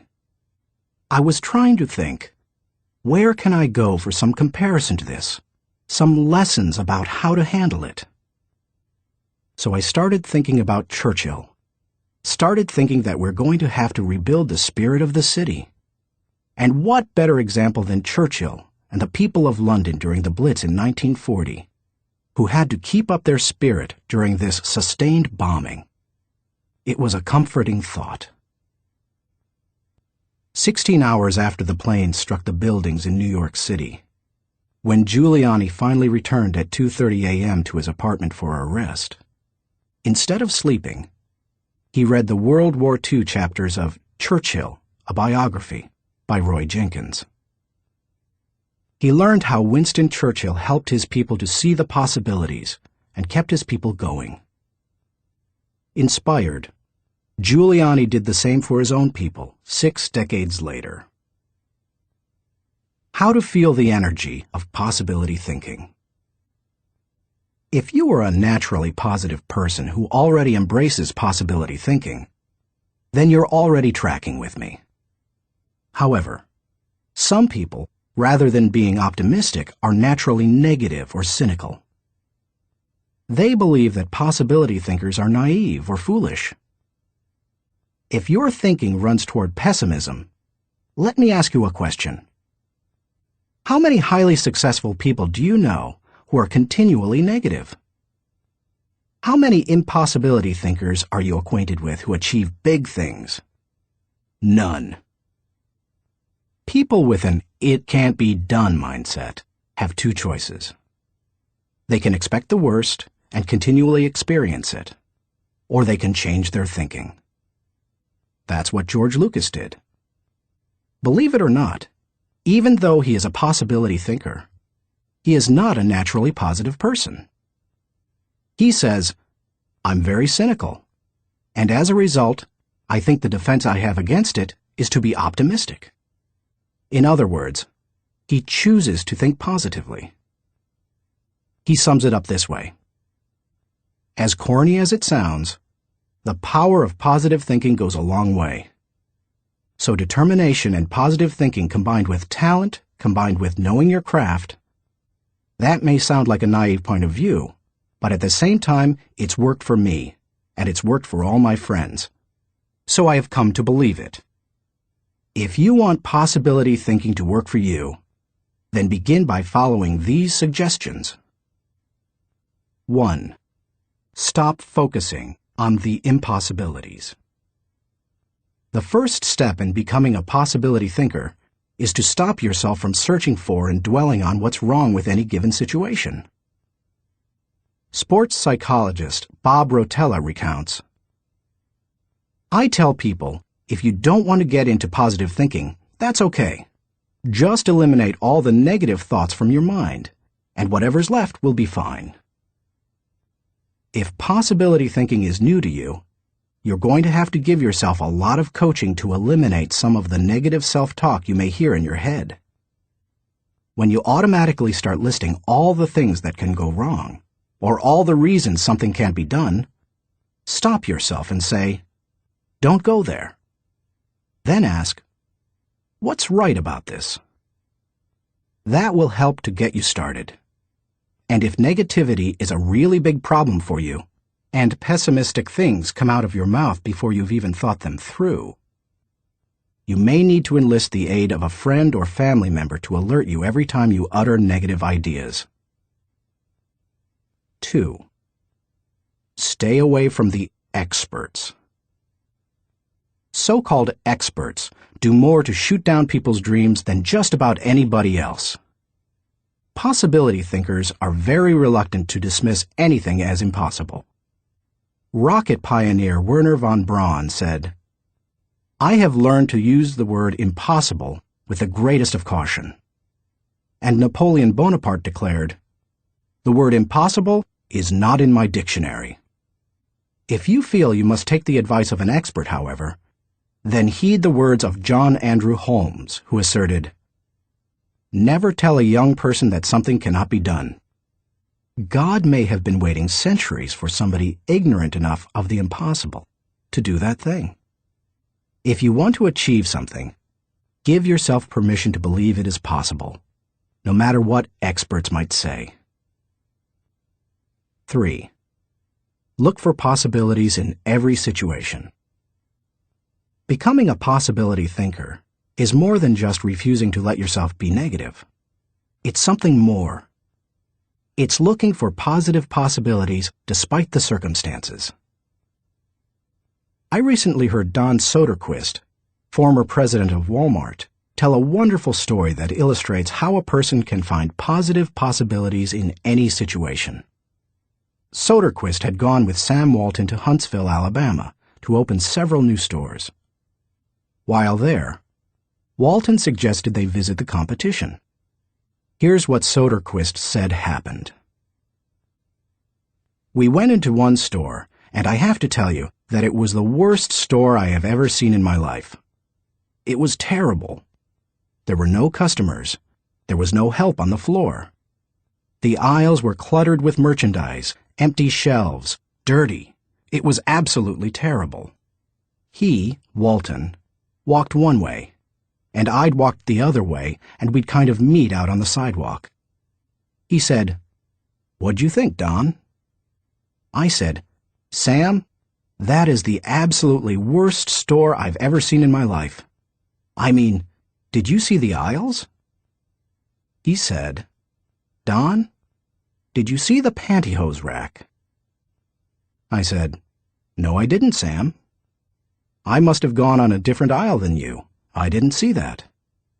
He said, "That was the best pantyhose rack I've ever seen, Don." And he said, "I pulled the fixture out, and on the back was the name of the manufacturer. When we get back, I want you to call that manufacturer and have him come in and visit with our fixture people. I want to put that rack in our stores. It's absolutely the best I've ever seen." And he said next, "Did you see the ethnic cosmetics?" I said, "Sam, that must have been right next to the pantyhose rack, because I absolutely missed that." He said, "Don, do you realize that in our stores we have 4 feet of ethnic cosmetics? These people had 12 feet of it. We are absolutely missing the boat. I wrote down the distributor of some of those products. When we get back, I want you to get a hold of our cosmetic buyer and get these people in. We absolutely need to expand our ethnic cosmetics." Now, Sam Walton didn't hit me on the head and say, "Don, now what lesson did you learn from this?" He had already hit me on the head by looking for the good, looking how to improve, striving for excellence. It's so easy to go and look at what other people do badly. But one of the leadership characteristics of vision that he showed me, and I'll never forget it, is look for the good in what other people are doing and apply it. It doesn't take a genius IQ or 20 years of experience to find the possibility in every situation. All it takes is the right attitude, and anybody can cultivate that. 4. Dream one size bigger. One of the best ways to cultivate a possibility mindset is to prompt yourself to dream one size bigger than you normally do. Let's face it, most people dream too small. They don't think big enough. Henry Curtis advises, "Make your plans as fantastic as you like, because 25 years from now, they will seem mediocre. Make your plans 10 times as great as you first planned, and 25 years from now, you will wonder why you did not make them 50 times as great." If you push yourself to dream more expansively, to imagine your organization one size bigger, to make your goals at least a step beyond what makes you comfortable, you will be forced to grow. And it will set you up to believe in greater possibilities. 5. Question the status quo. Most people want their lives to keep improving, yet they value peace and stability at the same time. People often forget that you can't improve and still stay the same. Growth means change. Change requires challenging the status quo. If you want greater possibilities, you can't settle for what you have now. When you become a possibility thinker, you will face many people who will want you to give up your dreams and embrace the status quo. Achievers refuse to accept the status quo.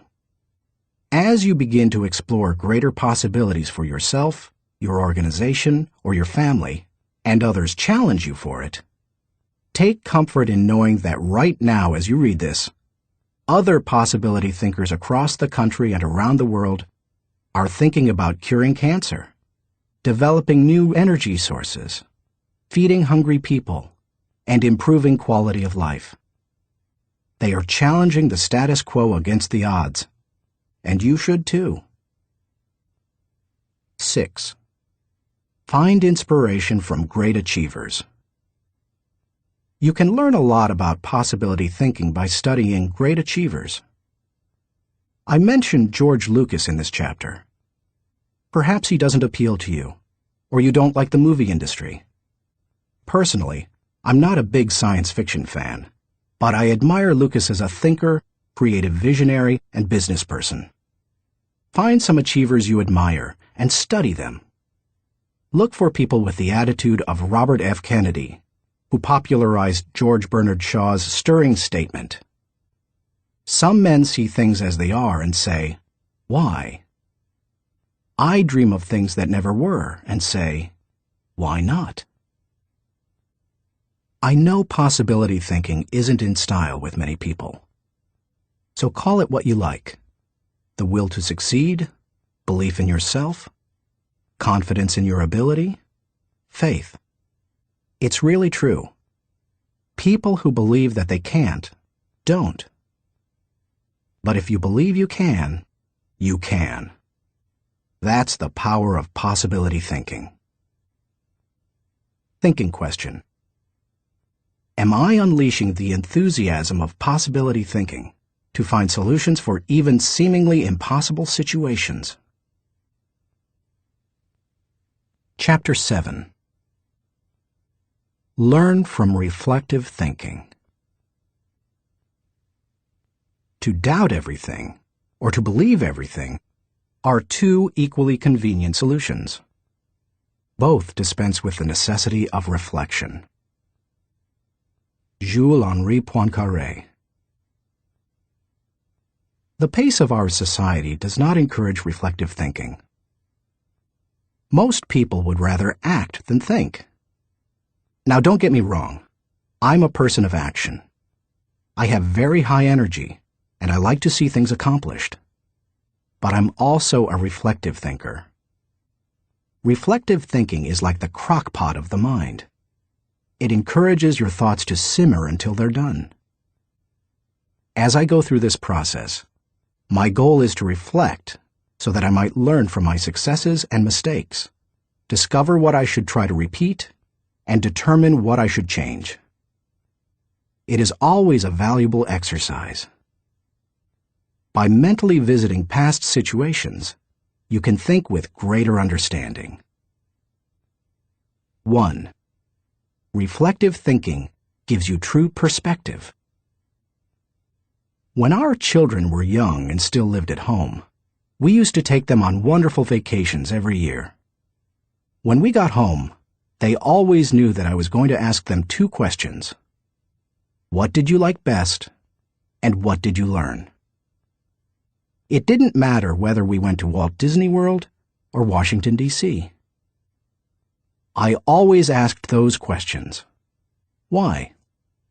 Because I wanted them to reflect on their experiences. Children don't naturally grasp the value or cost of an experience unless prompted. They take things for granted. I wanted my children to appreciate our trips and to learn from them. When you reflect, you are able to put an experience into perspective. You are able to evaluate its timing, and you are able to gain a new appreciation for things that before went unnoticed. Most people are able to recognize the sacrifices of their parents or other people only when they become parents themselves. That's the kind of perspective that comes with reflection. 2. Reflective thinking gives emotional integrity to your thought life. Few people have good perspective in the heat of an emotional moment. Most individuals who enjoy the thrill of an experience try to go back and recapture it without first trying to evaluate it. It's one of the reasons our culture produces so many thrill seekers. Likewise, those who survive a traumatic experience usually avoid similar situations at all costs, which sometimes ties them into emotional knots. Reflective thinking enables you to distance yourself from the intense emotions of particularly good or bad experiences and see them with fresh eyes. You can see the thrills of the past in the light of emotional maturity and examine tragedies in the light of truth and logic. That process can help a person to stop carrying around a bunch of negative emotional baggage. President George Washington observed, "We ought not to look back unless it is to derive useful lessons from past errors, and for the purpose of profiting by dearly bought experience. Any feeling that can stand up to the light of truth and can be sustained over time has emotional integrity and is therefore worthy of your mind and heart." 3. Reflective thinking increases your confidence in decision-making. Have you ever made a snap judgment and later wondered if you did the right thing? Everybody has. Reflective thinking can help to diffuse that doubt. It also gives you confidence for the next decision. Once you've reflected on an issue, you don't have to repeat every step of the thinking process when you're faced with it again. You've got mental road markers from having been there before. That compresses and speeds up thinking time, and it gives you confidence. And over time, it can also strengthen your intuition. 4. Reflective thinking clarifies the big picture. When you engage in reflective thinking, you can put ideas and experiences into a more accurate context. Reflective thinking encourages us to go back and spend time pondering what we have done and what we have seen. If a person who loses his job reflects on what happened, he may see a pattern of events that led to his dismissal. He will better understand what happened, why it happened, and what things were his responsibility. If he also looks at the incidents that occurred afterward, he may realize that in the larger scheme of things, he's better off in his new position because it better fits his skills and desires. Without reflection, it can be very difficult to see that big picture. 5. Reflective thinking takes a good experience and makes it a valuable experience. When you were just starting out in your career, did it seem that few people were willing to give someone without experience an opportunity? At the same time, could you see people who had been on their jobs 20 years, who yet did their work poorly? If so, that probably frustrated you. Playwright William Shakespeare wrote, "Experience is a jewel, and it had need be so, for it is often purchased at an infinite rate." Yet experience alone does not add value to a life. It's not necessarily experience that is valuable. It's the insight people gain because of their experience. Reflective thinking turns experience into insight. Mark Twain said, "We should be careful to get out of an experience all the wisdom that is in it. Not like the cat that sits down on a hot stove lid. She will never sit down on a hot stove lid again, and that is well. But also, she will never sit down on a cold one anymore. An experience becomes valuable when it informs or equips us to meet new experiences. Reflective thinking helps to do that." How to embrace the lessons of reflective thinking. If you are like most people in our culture today, you probably do very little reflective thinking. If that's the case, it may be holding you back more than you think. Take to heart the following suggestions to increase your ability to think reflectively. 1. Set aside time for reflection. Greek philosopher Socrates observed, "The unexamined life is not worth living." For most people, however, reflection and self-examination doesn't come naturally. It can be a fairly uncomfortable activity for a variety of reasons. They have a hard time staying focused. They find the process dull, or they don't like spending a lot of time thinking about emotionally difficult issues. But if you don't carve out the time for it, you are unlikely to do any reflective thinking. 2. Remove yourself from distractions. As much as any other kind of thinking, reflection requires solitude. Distraction and reflection simply don't mix. It's not the kind of thing you can do well near a television, in a cubicle, while the phone is ringing, or with children in the same room. One of the reasons I've been able to accomplish much and keep growing personally is that I've not only set aside time to reflect, but I've separated myself from distractions for short blocks of time. 30 minutes in the spa, an hour outside on a rock in my backyard, or a few hours in a comfortable chair in my office.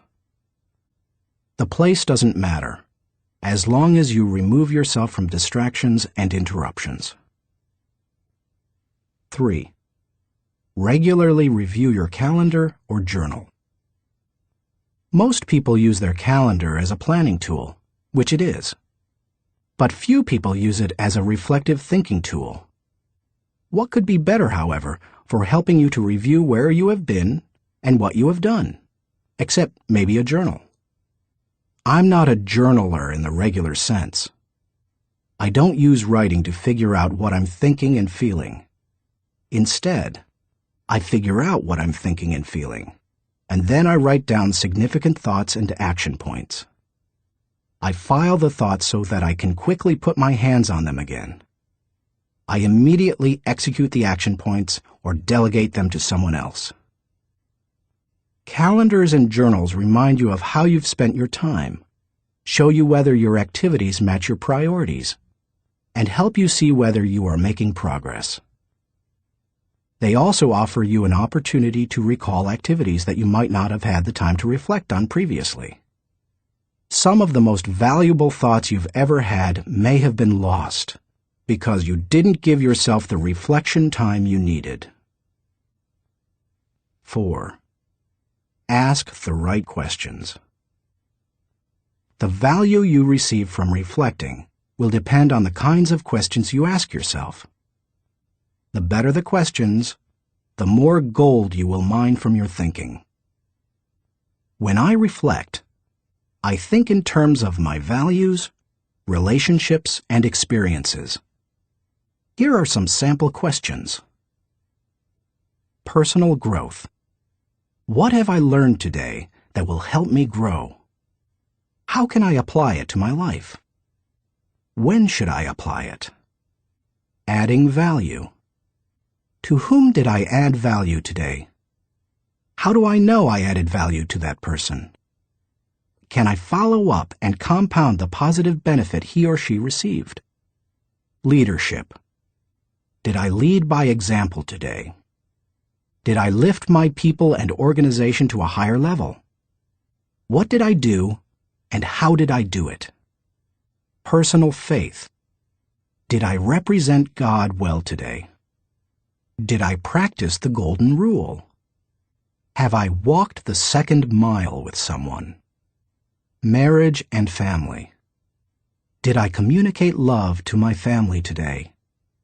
How did I show that love? Did they feel it? Did they return it? Inner circle. Have I spent enough time with my key players? What can I do to help them be more successful? In what areas can I mentor them? Discoveries. What did I encounter today to which I need to give more thinking time? Are there lessons to be learned? Are there things to be done? How you organize your reflection time is up to you. You may want to adapt my pattern to your own values. Or you can try a system that my friend Dick Biggs uses. He creates 3 columns on a sheet of paper. Year, turning point, impact. This system is good for reflecting on the bigger picture. Dick used it to see patterns in his life, such as when he moved to Atlanta and was encouraged by a new teacher to write. You could just as easily write event, significance, and action point on a page to help you benefit from reflective thinking. The main thing is to create questions that work for you, and write down any significant thoughts that come to you during the reflection time. 5. Cement your learning through action. Writing down the good thoughts that come out of your reflective thinking has value. But nothing helps you to grow like putting your thoughts into action. To do that, you must be intentional. When you read a good book, for example, there are always good thoughts, quotes, or lessons that you can take away from it and use yourself. I always mark the takeaways in a book and then reread them when I'm done with the book. When I listen to a message, I record the takeaways so that I can file them for future use. When I go to a seminar, I take good notes, and I use a system of symbols to cue me to do certain things. An arrow pointing to the right means to look at this material again. An asterisk next to the marked section means to file it according to the subject noted. An open bracket means that I want to use what's marked in a lecture or book.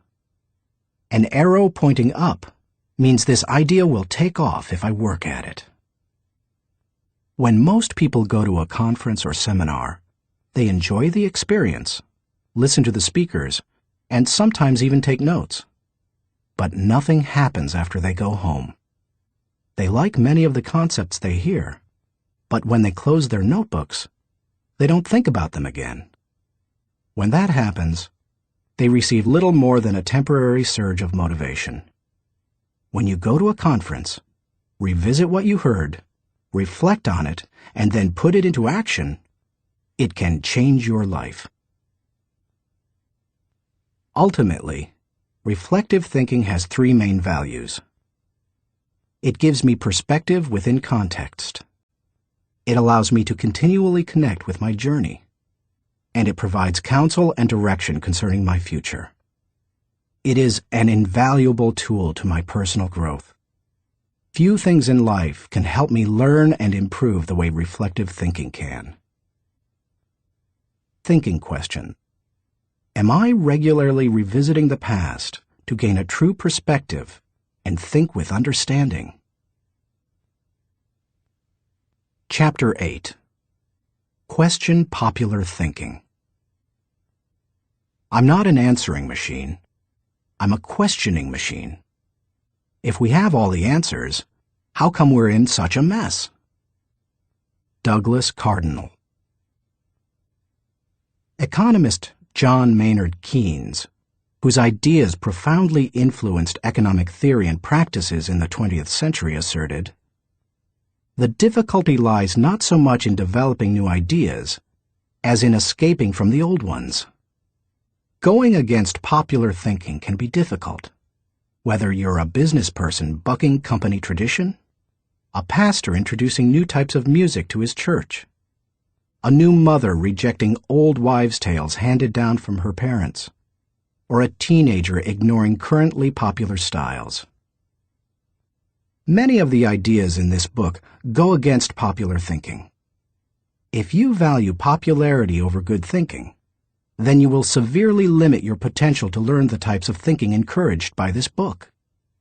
Popular thinking is too average to understand the value of good thinking, too inflexible to realize the impact of changed thinking, too lazy to master the process of intentional thinking, too small to see the wisdom of big-picture thinking, too satisfied to unleash the potential of focused thinking, too traditional to discover the joy of creative thinking, too naive to recognize the importance of realistic thinking, too undisciplined to release the power of strategic thinking, too limiting to feel the energy of possibility thinking, too trendy to embrace the lessons of reflective thinking, too shallow to question the acceptance of popular thinking, too proud to encourage the participation of shared thinking, too self-absorbed to experience the satisfaction of unselfish thinking, and too uncommitted to enjoy the return of bottom-line thinking. If you want to become a good thinker, then start preparing yourself for the possibility of becoming unpopular. Why you should question the acceptance of popular thinking.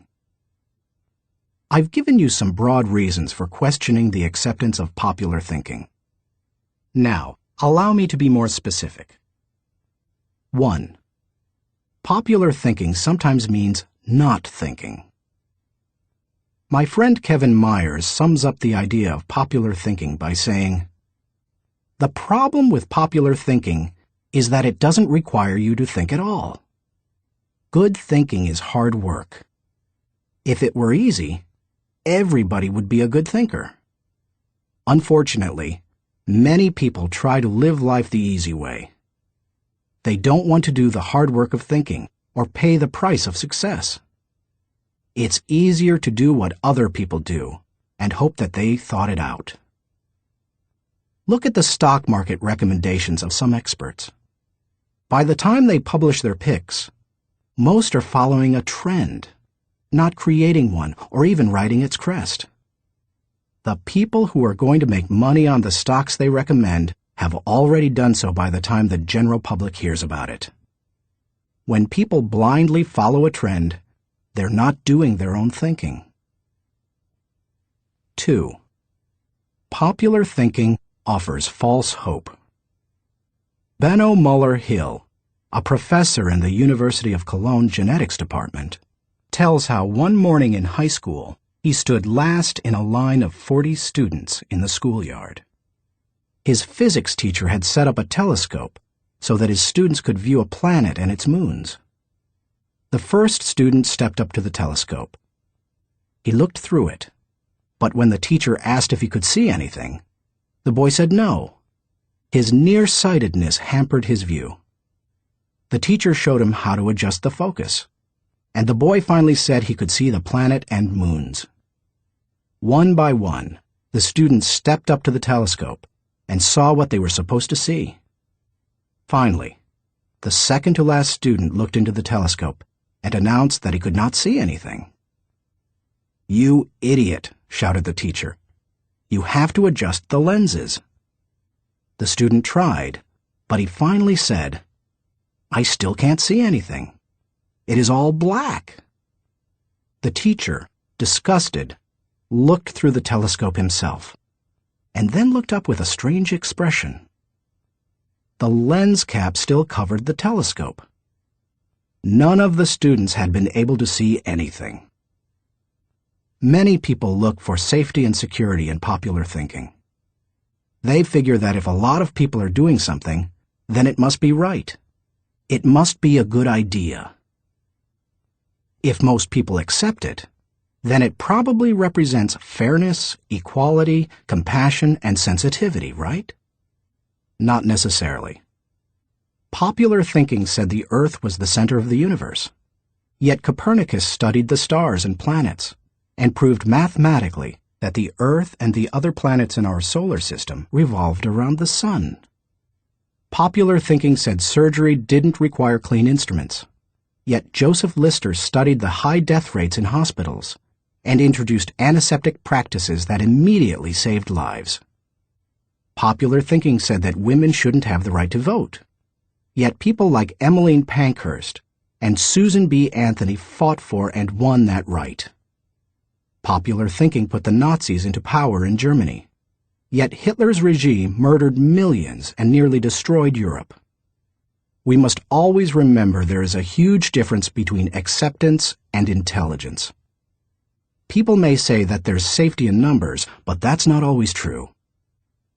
Sometimes it's painfully obvious that popular thinking isn't good and right. Other times, it's less evident.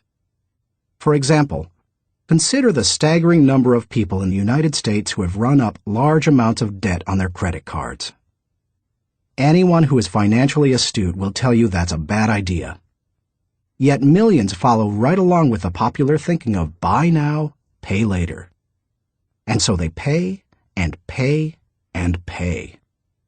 Many promises of popular thinking ring hollow. Don't let them fool you. 3.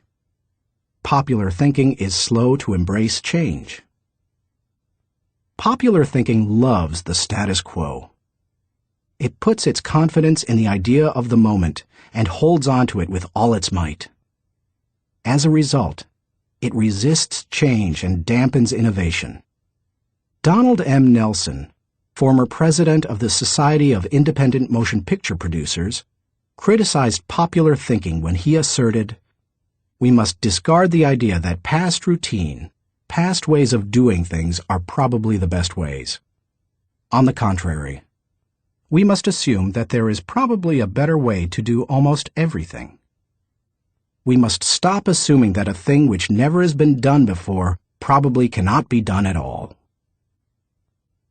4. Popular thinking brings only average results. The bottom line? Popular thinking brings mediocre results. Here is popular thinking in a nutshell. Popular equals normal equals average. It's the least of the best and the best of the least. We limit our success when we adopt popular thinking. It represents putting in the least energy to just get by. You must reject common thinking if you want to accomplish uncommon results. How to question the acceptance of popular thinking.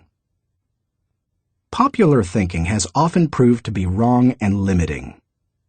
Questioning it isn't necessarily hard once you cultivate the habit of doing so. The difficulty is in getting started. Begin by doing the following things. 1. Think before you follow. Many individuals follow others almost automatically.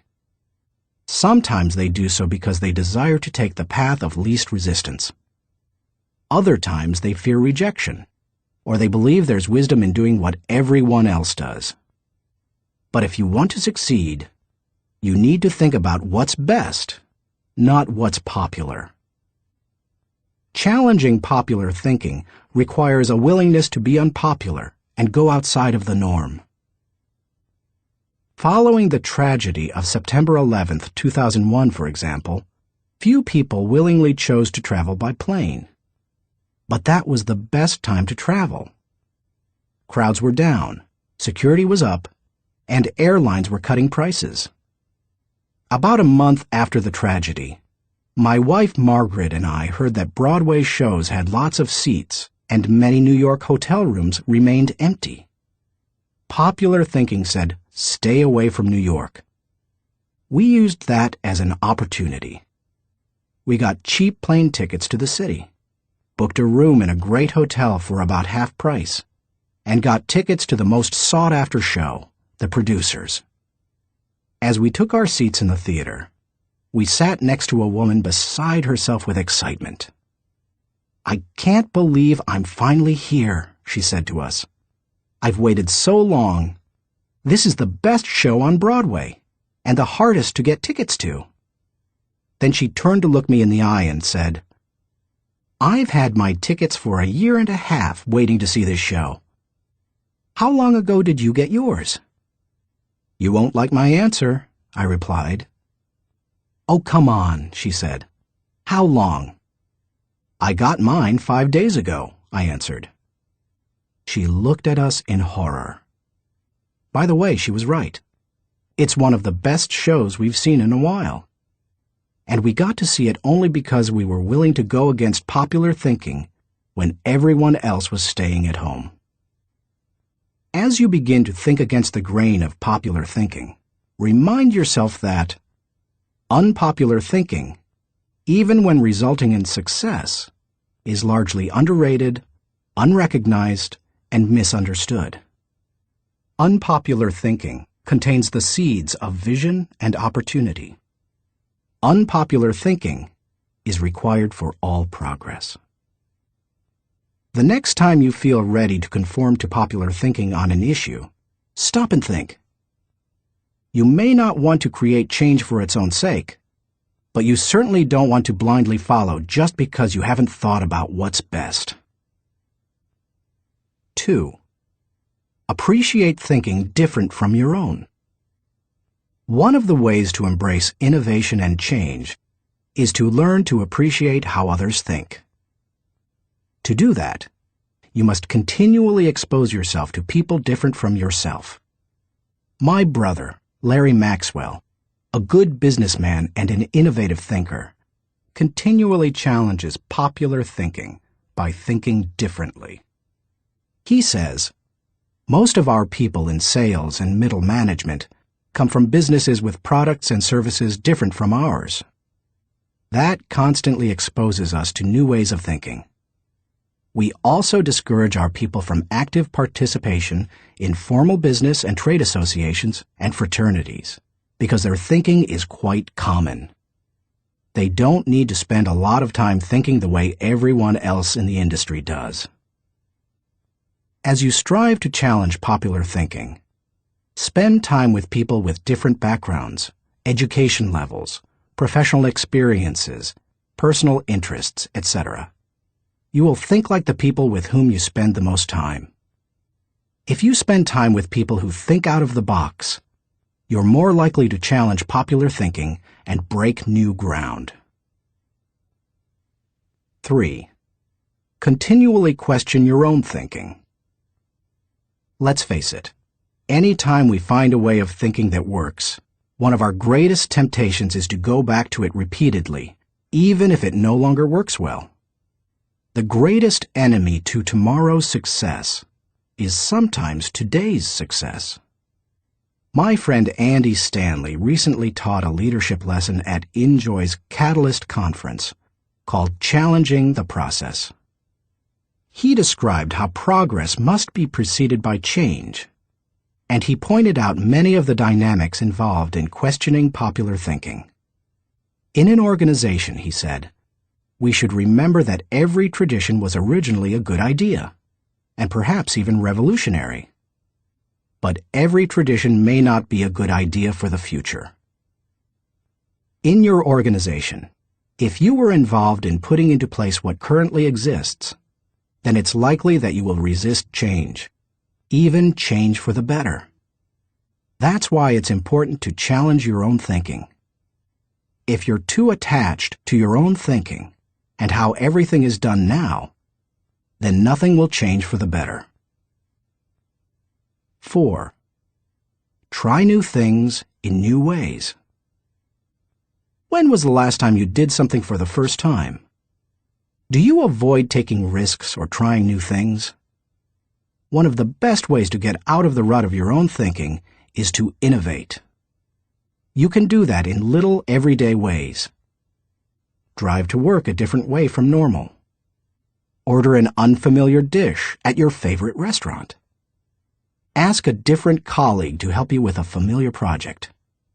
Take yourself off of autopilot. Unpopular thinking asks questions and seeks options. In 1997, my 3 companies moved to Atlanta, Georgia.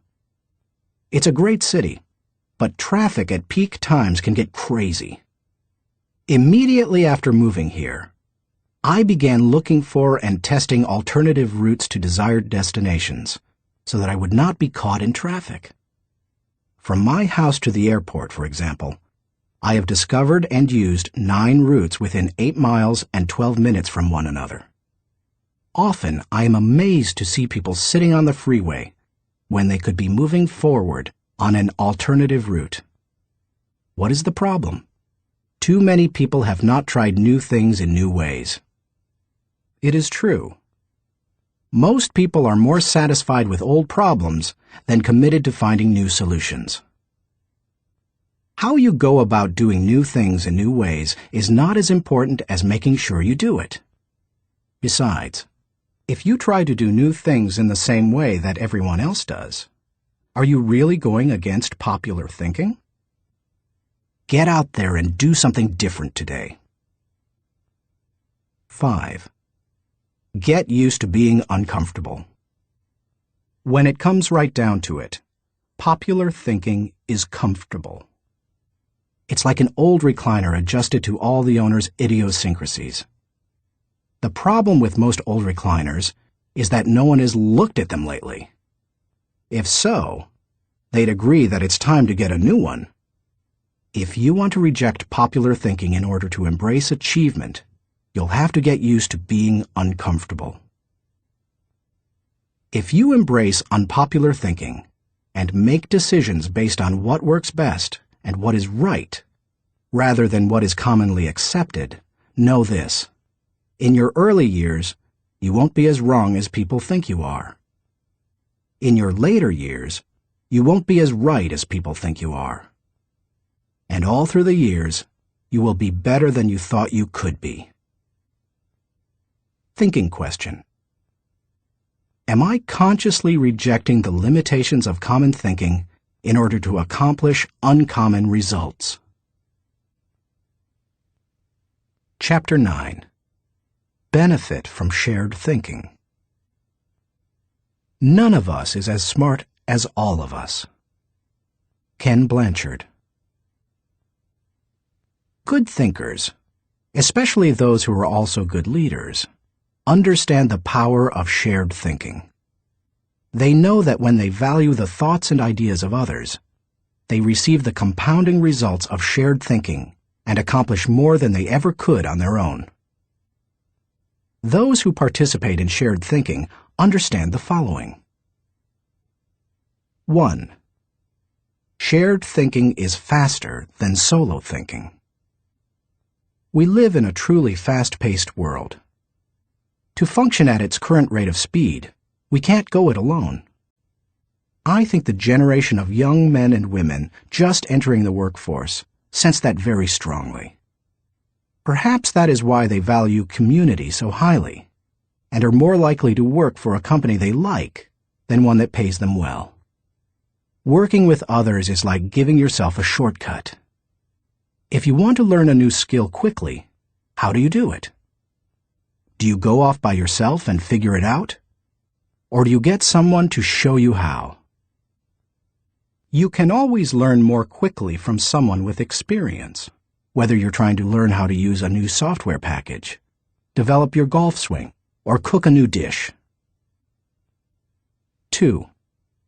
Shared thinking is more innovative than solo thinking. We tend to think of great thinkers and innovators as soloists. But the truth is that the greatest innovative thinking doesn't occur in a vacuum. Innovation results from collaboration. Albert Einstein once remarked, "Many times a day, I realize how much my own outer and inner life is built upon the labors of my fellow men, both living and dead, and how earnestly I must exert myself in order to give in return as much as I have received." Shared thinking leads to greater innovation, whether you look at the work of researchers Marie and Pierre Curie, surrealists Luis Buñuel and Salvador Dali, or songwriters John Lennon and Paul McCartney. If you combine your thoughts with the thoughts of others, you will come up with thoughts you've never had. 3. Shared thinking brings more maturity than solo thinking. As much as we would like to think that we know it all, each of us is probably painfully aware of our blind spots and areas of inexperience. When I first started out as a pastor, I had dreams and energy, but little experience.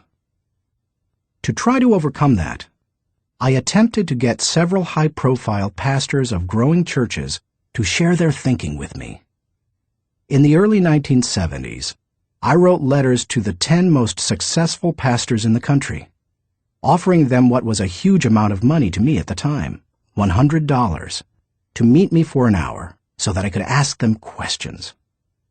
When one said yes, I'd visit him. I didn't talk much, except to ask a few questions. I wasn't there to impress anyone or satisfy my ego. I was there to learn. I listened to everything he said, took careful notes, and absorbed everything I could.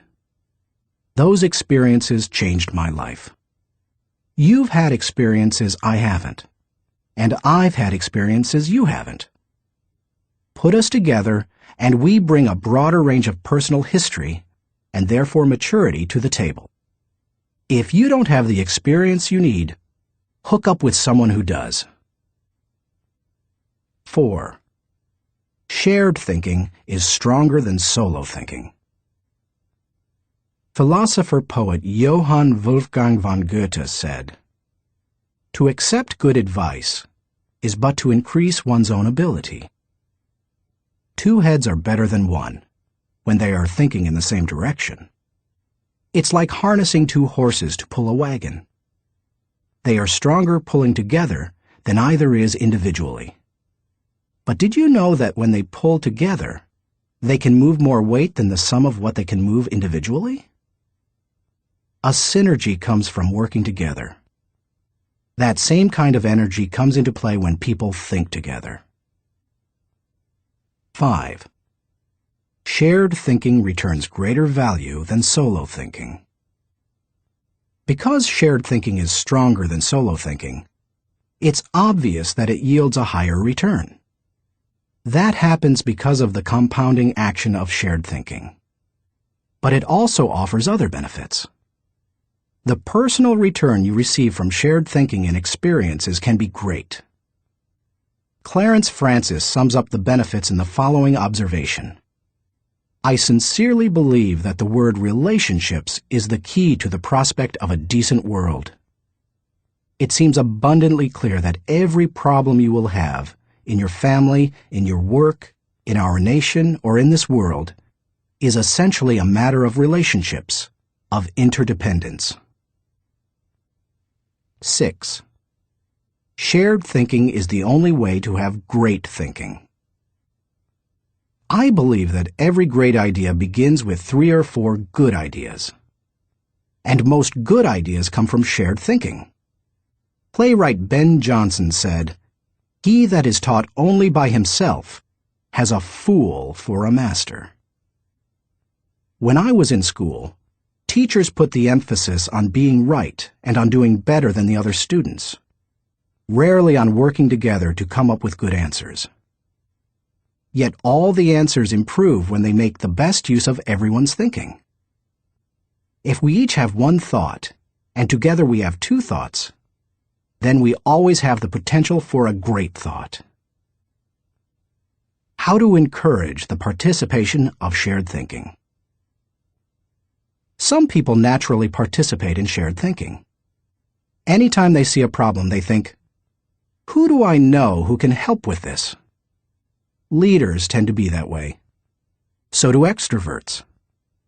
However, you don't have to be either of those to benefit from shared thinking. Use the following steps to help you improve your ability to harness shared thinking. 1. Value the ideas of others. First, believe that the ideas of other people have value. If you don't, your hands will be tied. How do you know if you truly want input from others? Ask yourself these questions. Am I emotionally secure? People who lack confidence and worry about their status, position, or power tend to reject the ideas of others, protect their turf, and keep people at bay. It takes a secure person to consider others' ideas. Years ago, an emotionally insecure person took a key position on my board of directors. After a couple of meetings, it became obvious to the other board members that this individual would not positively contribute to the organization. I asked a seasoned leader on the board, "Why does this person always do and say things that hinder our progress?" I'll never forget his reply. Hurting people hurt people. Do I place value on people? You won't value the ideas of a person if you don't value and respect the person himself or herself.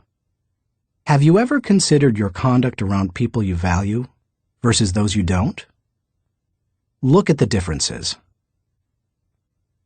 If I value people, I want to spend time with them. If I don't value people, I don't want to be around them. If I value people, I listen to them. If I don't value people, I neglect to listen. If I value people, I want to help them. If I don't value people, I don't offer them help. If I value people, I am influenced by them. If I don't value people, I ignore them. If I value people, I respect them. If I don't value people, I am indifferent. Do I value the interactive process? A wonderful synergy often occurs as the result of shared thinking. It can take you places you've never been. Publisher Malcolm Forbes asserted, "Listening to advice often accomplishes far more than heeding it." I must say, I didn't always value shared thinking. For many years, I tended to withdraw when I wanted to develop ideas. Only reluctantly did I work on ideas with others. When a colleague challenged me on this, I started to analyze my hesitancy. I realized that it went back to my college experience. Some days in the classroom, I could tell that a teacher was unprepared to lecture, and instead spent the class time asking us to give our uninformed opinions on a subject. Most of the time, the opinions seemed no better than mine. I had come to class so that the professor could teach me. I realized that the process of shared ideas wasn't the problem. It was who was doing the talking. Shared thinking is only as good as the people doing the sharing. Since learning that lesson, I have embraced the interactive process, and now I believe it is one of my strengths. Still, I always think about whom I bring around the table for a shared thinking session.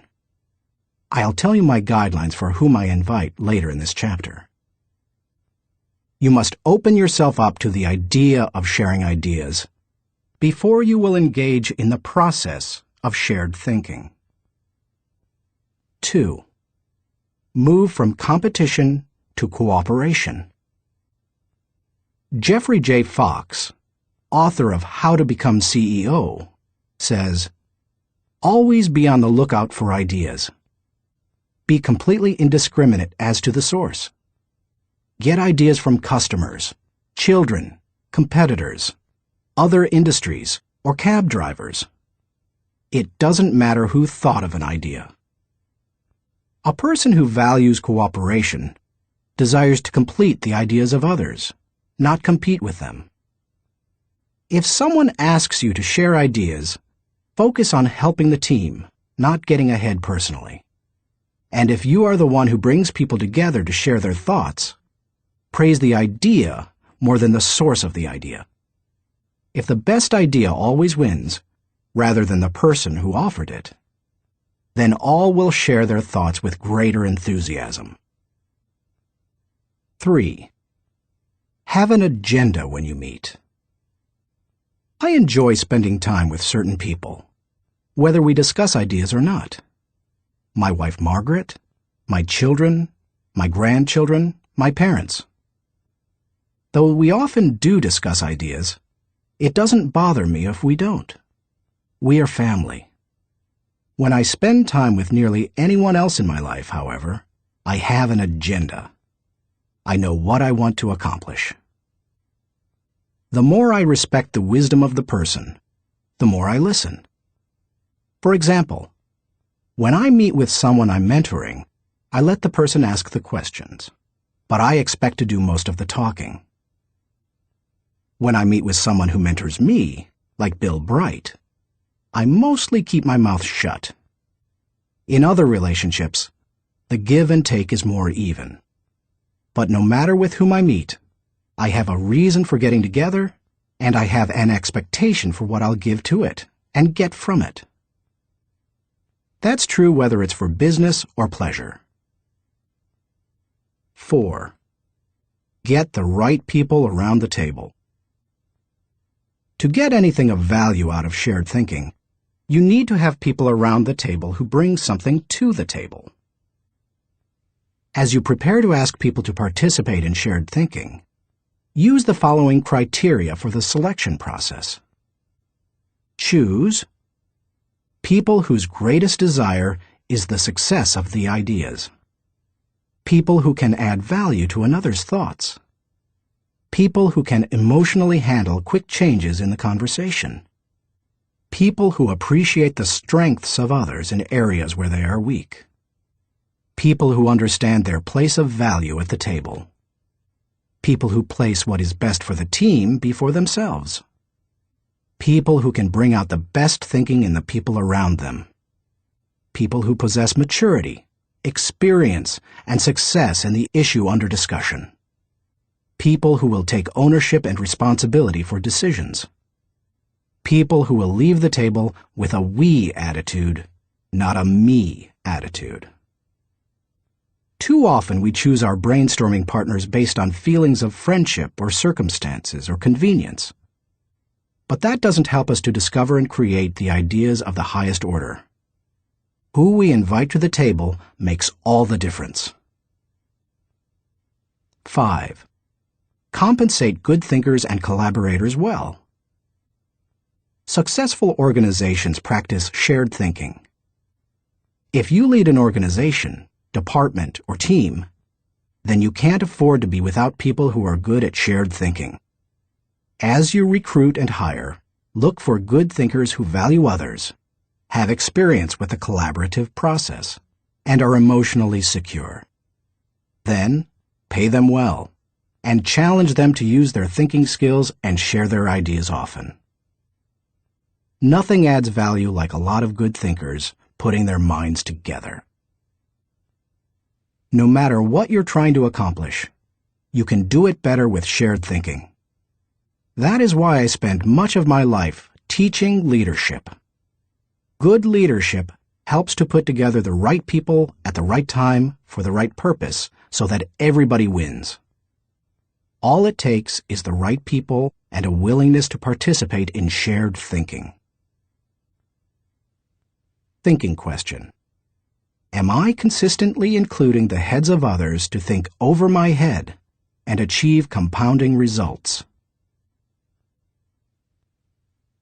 Chapter 10. Practice unselfish thinking.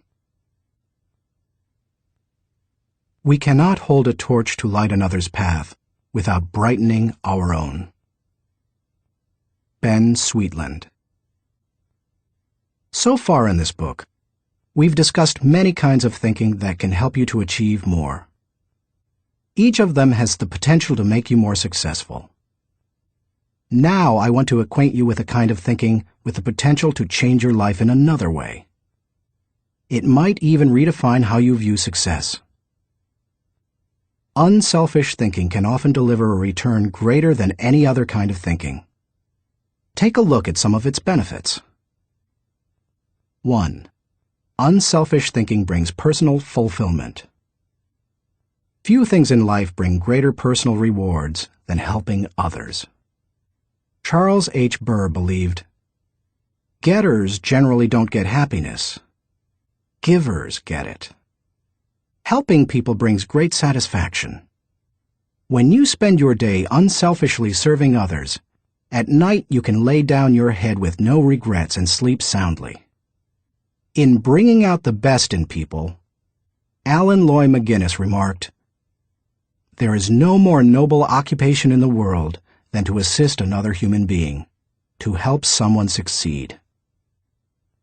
Even if you have spent much of your life pursuing selfish gain, it's never too late to have a change of heart. Even the most miserable person, like Charles Dickens' Scrooge, can turn his life around and make a difference for others. That's what Alfred Nobel did.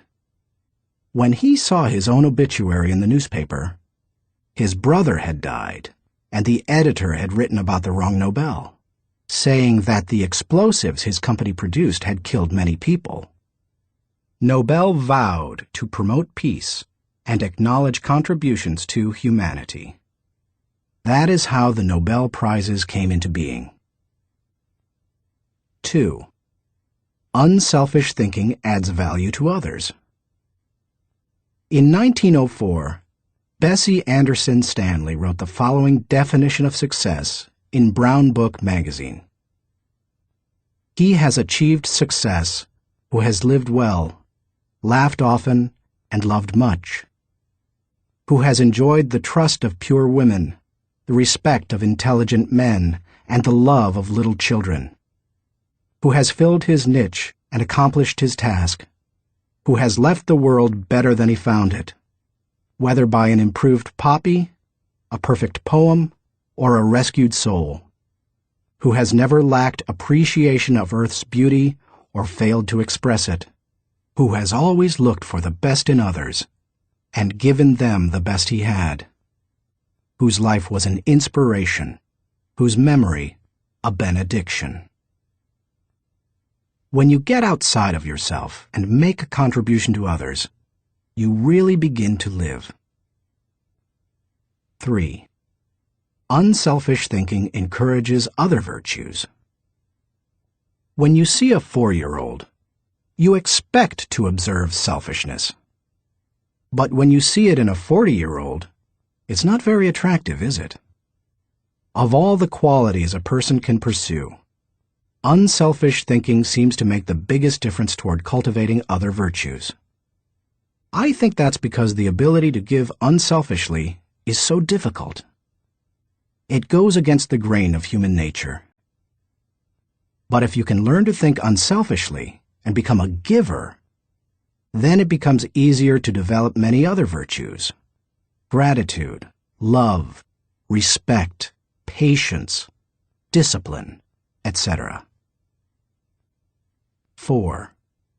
Unselfish thinking increases quality of life. The spirit of generosity created by unselfish thinking gives people an appreciation for life and an understanding of its higher values.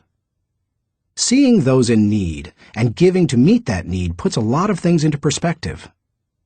It increases the quality of life of the giver and the receiver. That's why I believe that there is no life as empty as the self-centered life. There is no life as centered as the self-empty life. If you want to improve your world, then focus your attention on helping others. 5. Unselfish thinking makes you part of something greater than yourself. Merck & Company, the global pharmaceutical corporation, has always seen itself as doing more than just producing products and making a profit. It desires to serve humanity.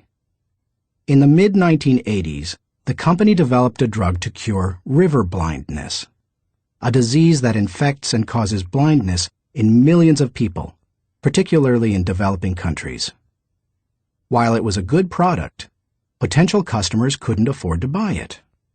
So what did Merck do?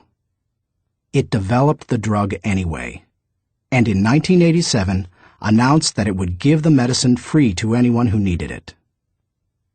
As of 1998, the company had given more than 250 million tablets away. George W. Merck says, "We try never to forget that medicine is for the people. It is not for the profits. The profits follow, and if we have remembered that, they have never failed to appear.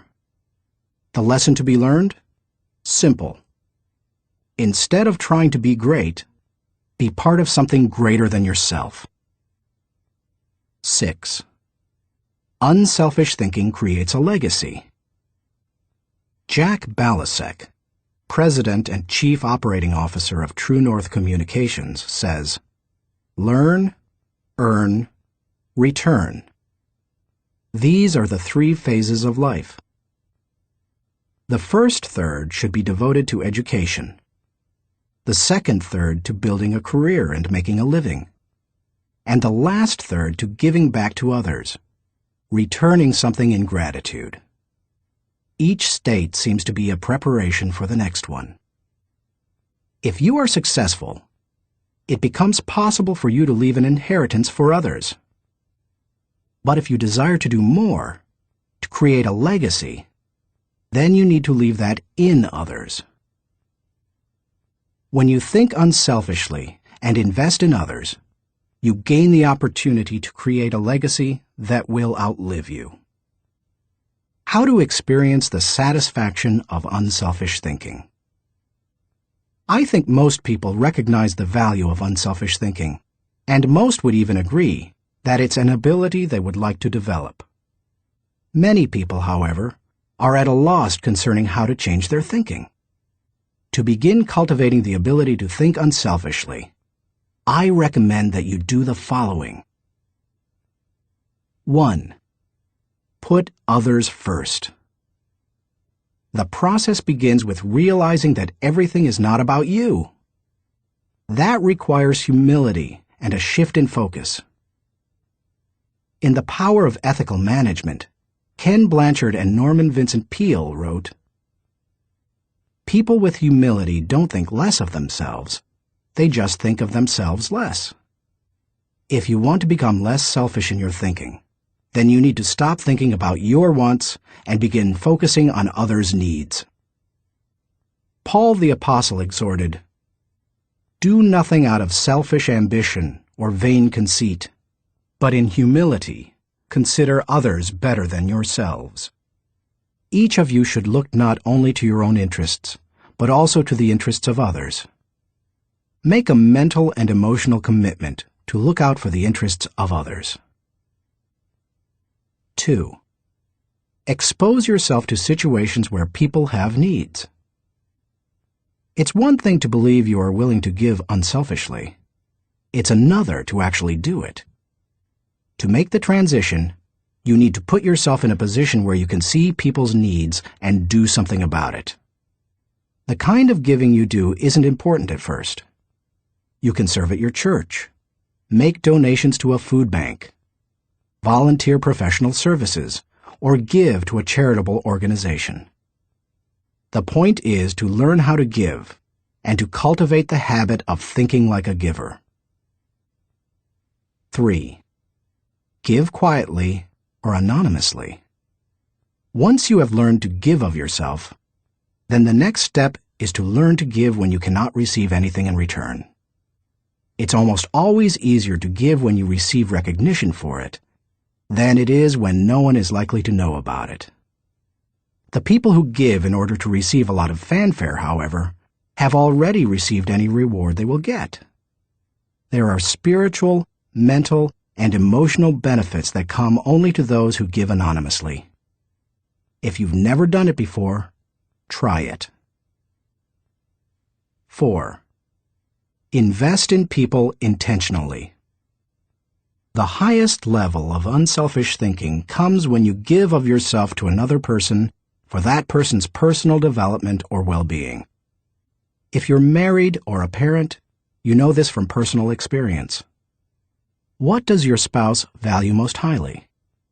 Money in the bank, or your time freely given? What would small children really rather have from you? A toy, or your undivided attention? The people who love you would rather have you than what you can give them. If you want to become the kind of person who invests in people, then consider others and their journey so that you can collaborate with them. Each relationship is like a partnership created for mutual benefit. As you go into any relationship, think about how you can invest in the other person so that it becomes a win-win situation. Here is how relationships most often play out. I win, you lose. I win only once. You win, I lose. You win only once. We both win. We win many times. We both lose. Goodbye partnership. The best relationships are win-win. Why don't more people go into relationships with that attitude? I'll tell you why. Most people want to make sure that they win first. Unselfish thinkers, on the other hand, go into a relationship and make sure that the other person wins first. And that makes all the difference. 5. Continually check your motives.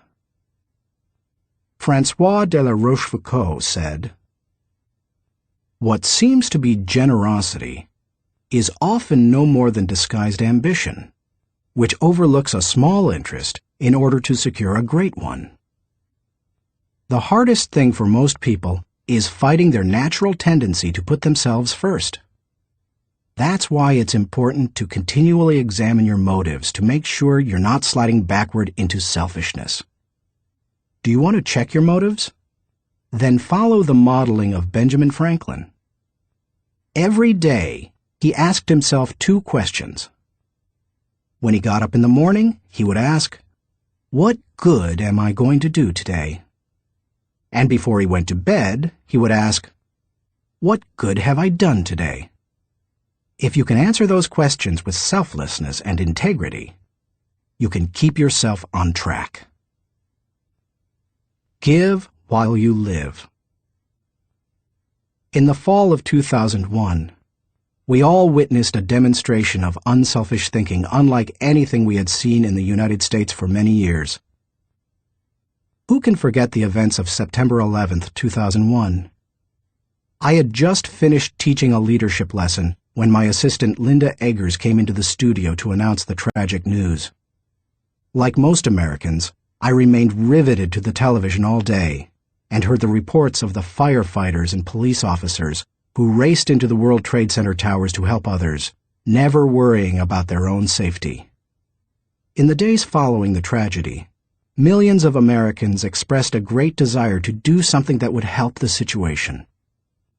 I had the same desire. InJoy was scheduled to do a training via simulcast on September 15th, the Saturday following the tragedy. Our leadership team decided to add a 1.5-hour program titled America Prays to the end of the simulcast. In it, my friend Max Lucado wrote and read a prayer, expressing the heart's cry of millions. Franklin Graham prayed for our national leaders. Jim and Shirley Dobson gave advice to parents on how to help their children deal with the event. And Bruce Wilkinson and I asked the simulcast viewers to give financially to the people injured on September 11th. Amazingly, they gave $5.9 million, which World Vision graciously agreed to distribute to those in need. Unselfish thinking and giving turned a very dark hour into one of light and hope.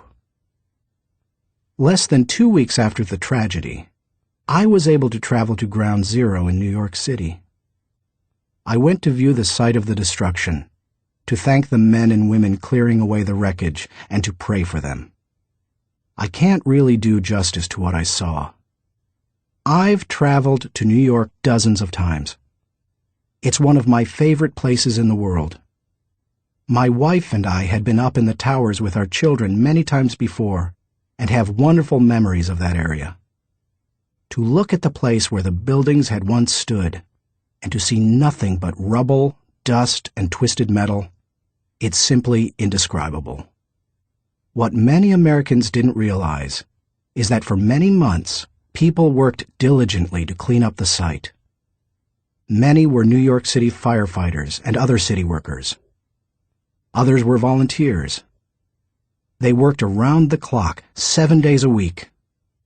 And when they came across the remains of someone in the rubble, they called for silence and reverently carried them out. Since I am a clergyman, I was asked to wear a clerical collar upon entering the area. As I walked around, many workers saw the collar and asked me to pray for them. It was a humbling privilege. American educator Horace Mann said, "Be ashamed to die until you have won some victory for humanity." According to this standard, New York City's firefighters are certainly prepared for death. The service they perform is often truly heroic. You and I may never be required to lay down our lives for others as they did. But we can give to others in different ways. We can be unselfish thinkers who put others first and add value to their lives. We can work with them so that they go farther than they thought possible. Thinking question. Am I continually considering others and their journey in order to think with maximum collaboration? Chapter 11. Rely on bottom-line thinking. There ain't no rules around here. We're trying to accomplish something. Thomas Edison, inventor. How do you figure out the bottom line for your organization, business, department, team, or group? In many businesses, the bottom line is literally the bottom line. Profit determines whether you are succeeding, but dollars should not always be the primary measure of success. Would you measure the ultimate success of your family by how much money you had at the end of the month or year?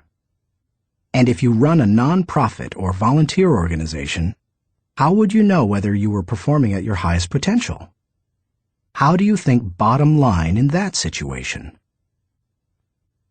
A non-profit's bottom line. Frances Hesselbein had to ask herself exactly that question in 1976, when she became the National Executive Director of the Girl Scouts of America. When she first got involved with the Girl Scouts, running the organization was the last thing she expected. She and her husband John were partners in Hesselbein Studios, a small family business that filmed television commercials and promotional films. She wrote the scripts, and he made the films. In the early 1950s, she was recruited as a volunteer troop leader at the Second Presbyterian Church in Johnstown, Pennsylvania. Even that was unusual, since she had a son and no daughters. But she agreed to do it on a temporary basis. She must have loved it, because she led the troop for 9 years. In time, she became council president and a member of the national board. Then she served as executive director of the Tallis Rock Girl Scout Council, a full-time paid position. By the time she took the job as CEO of the national organization, the Girl Scouts was in trouble. The organization lacked direction. Teenage girls were losing interest in scouting, and it was becoming increasingly difficult to recruit adult volunteers, especially with greater numbers of women entering the workforce. Meanwhile, the Boy Scouts was considering opening itself to girls. Hesselbein desperately needed to bring the organization back to the bottom line. We kept asking ourselves very simple questions, she says. What is our business? Who is our customer? And what does the customer consider value? If you're the Girl Scouts, IBM, or AT&T, you have to manage for a mission. Hesselbein's focus on mission enabled her to identify the Girl Scouts' bottom line. We really are here for one reason: to help a girl reach her highest potential. More than any one thing, that made the difference. Because when you are clear about your mission, corporate goals and operating objectives flow from it. Once she figured out her bottom line, she was able to create a strategy to try to achieve it. She started by reorganizing the national staff. Then she created a planning system to be used by each of the 350 regional councils. And she introduced management training to the organization. Hesselbein didn't restrict herself to changes in leadership and organization. In the 1960s and 70s, the country had changed, and so had its girls. But the Girl Scouts hadn't. Hesselbein tackled that issue too. The organization made its activities more relevant to the current culture, giving greater opportunities for use of computers, for example, rather than hosting a party. She also sought out minority participation, created bilingual materials, and reached out to low-income households. If helping girls reach their highest potential was the group's bottom line, then why not be more aggressive helping girls who traditionally have fewer opportunities? The strategy worked beautifully. Minority participation in the Girl Scouts tripled. In 1990, Hesselbein left the Girl Scouts after making it a first-class organization. She went on to become the founding president and CEO of the Peter F. Drucker Foundation for Nonprofit Management, and now serves as chairman of its board of governors. And in 1998, she was awarded the Presidential Medal of Freedom. President Clinton said of Hesselbein during the ceremony at the White House, She has shared her remarkable recipe for inclusion and excellence with countless organizations whose bottom line is measured not in dollars, but in changed lives.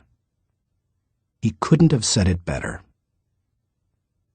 Why you should enjoy the return of bottom-line thinking. If you're accustomed to thinking of the bottom line only as it relates to financial matters, then you may be missing some things crucial to you and your organization.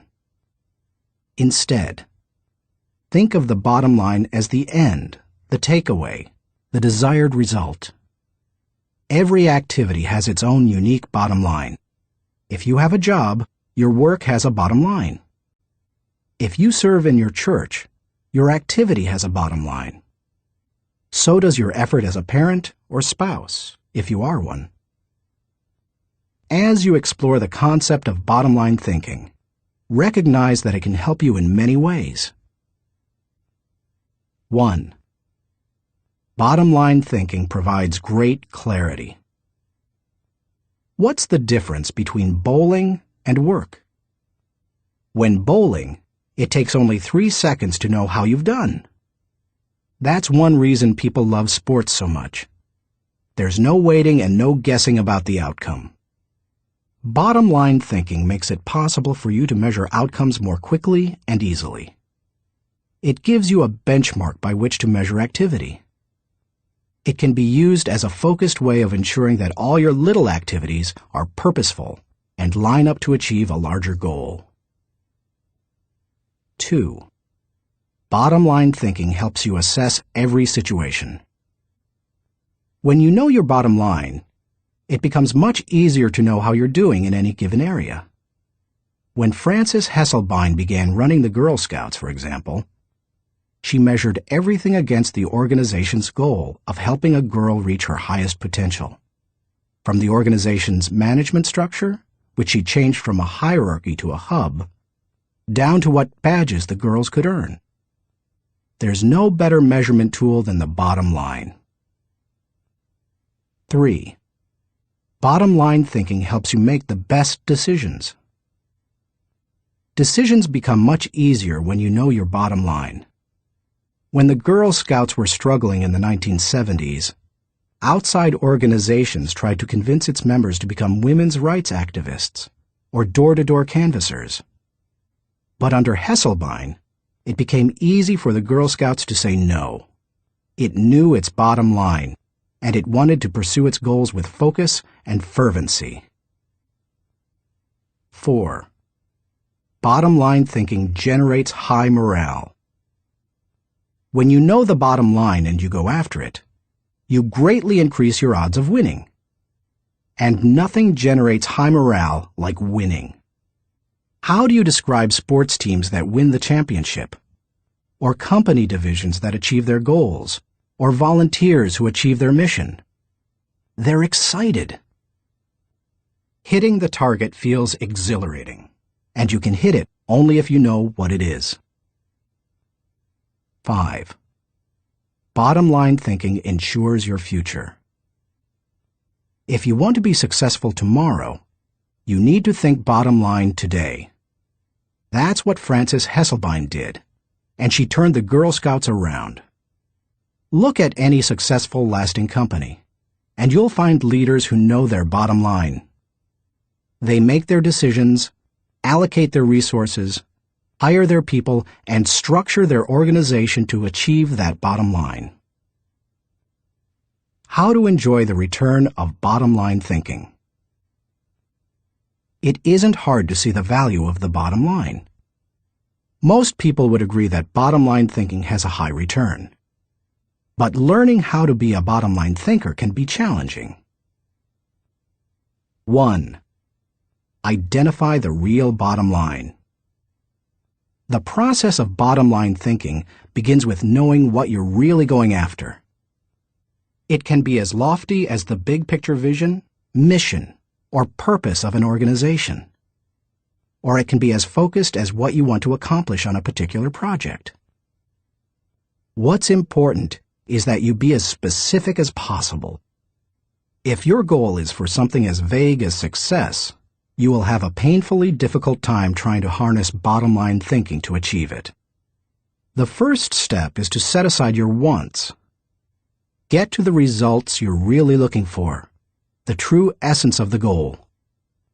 Set aside any emotions that may cloud your judgment and remove any politics that may influence your perception. What are you really trying to achieve? When you strip away all the things that don't really matter, what are you compelled to achieve? What must occur? What is acceptable? That is the real bottom line. 2. Make the bottom line the point. Have you ever been in a conversation with someone whose intention seemed other than stated? Sometimes the situation reflects intentional deception, but it can also occur when the person doesn't know his own bottom line. The same thing happens in companies. Sometimes, for example, an idealistically stated mission and the real bottom line don't jibe. Purpose and profits compete. Earlier, I quoted George W. Merck, who stated, "We try never to forget that medicine is for the people. It is not for the profits. The profits follow, and if we have remembered that, they have never failed to appear." He probably made that statement to remind those in his organization that profits serve purpose. They don't compete with it.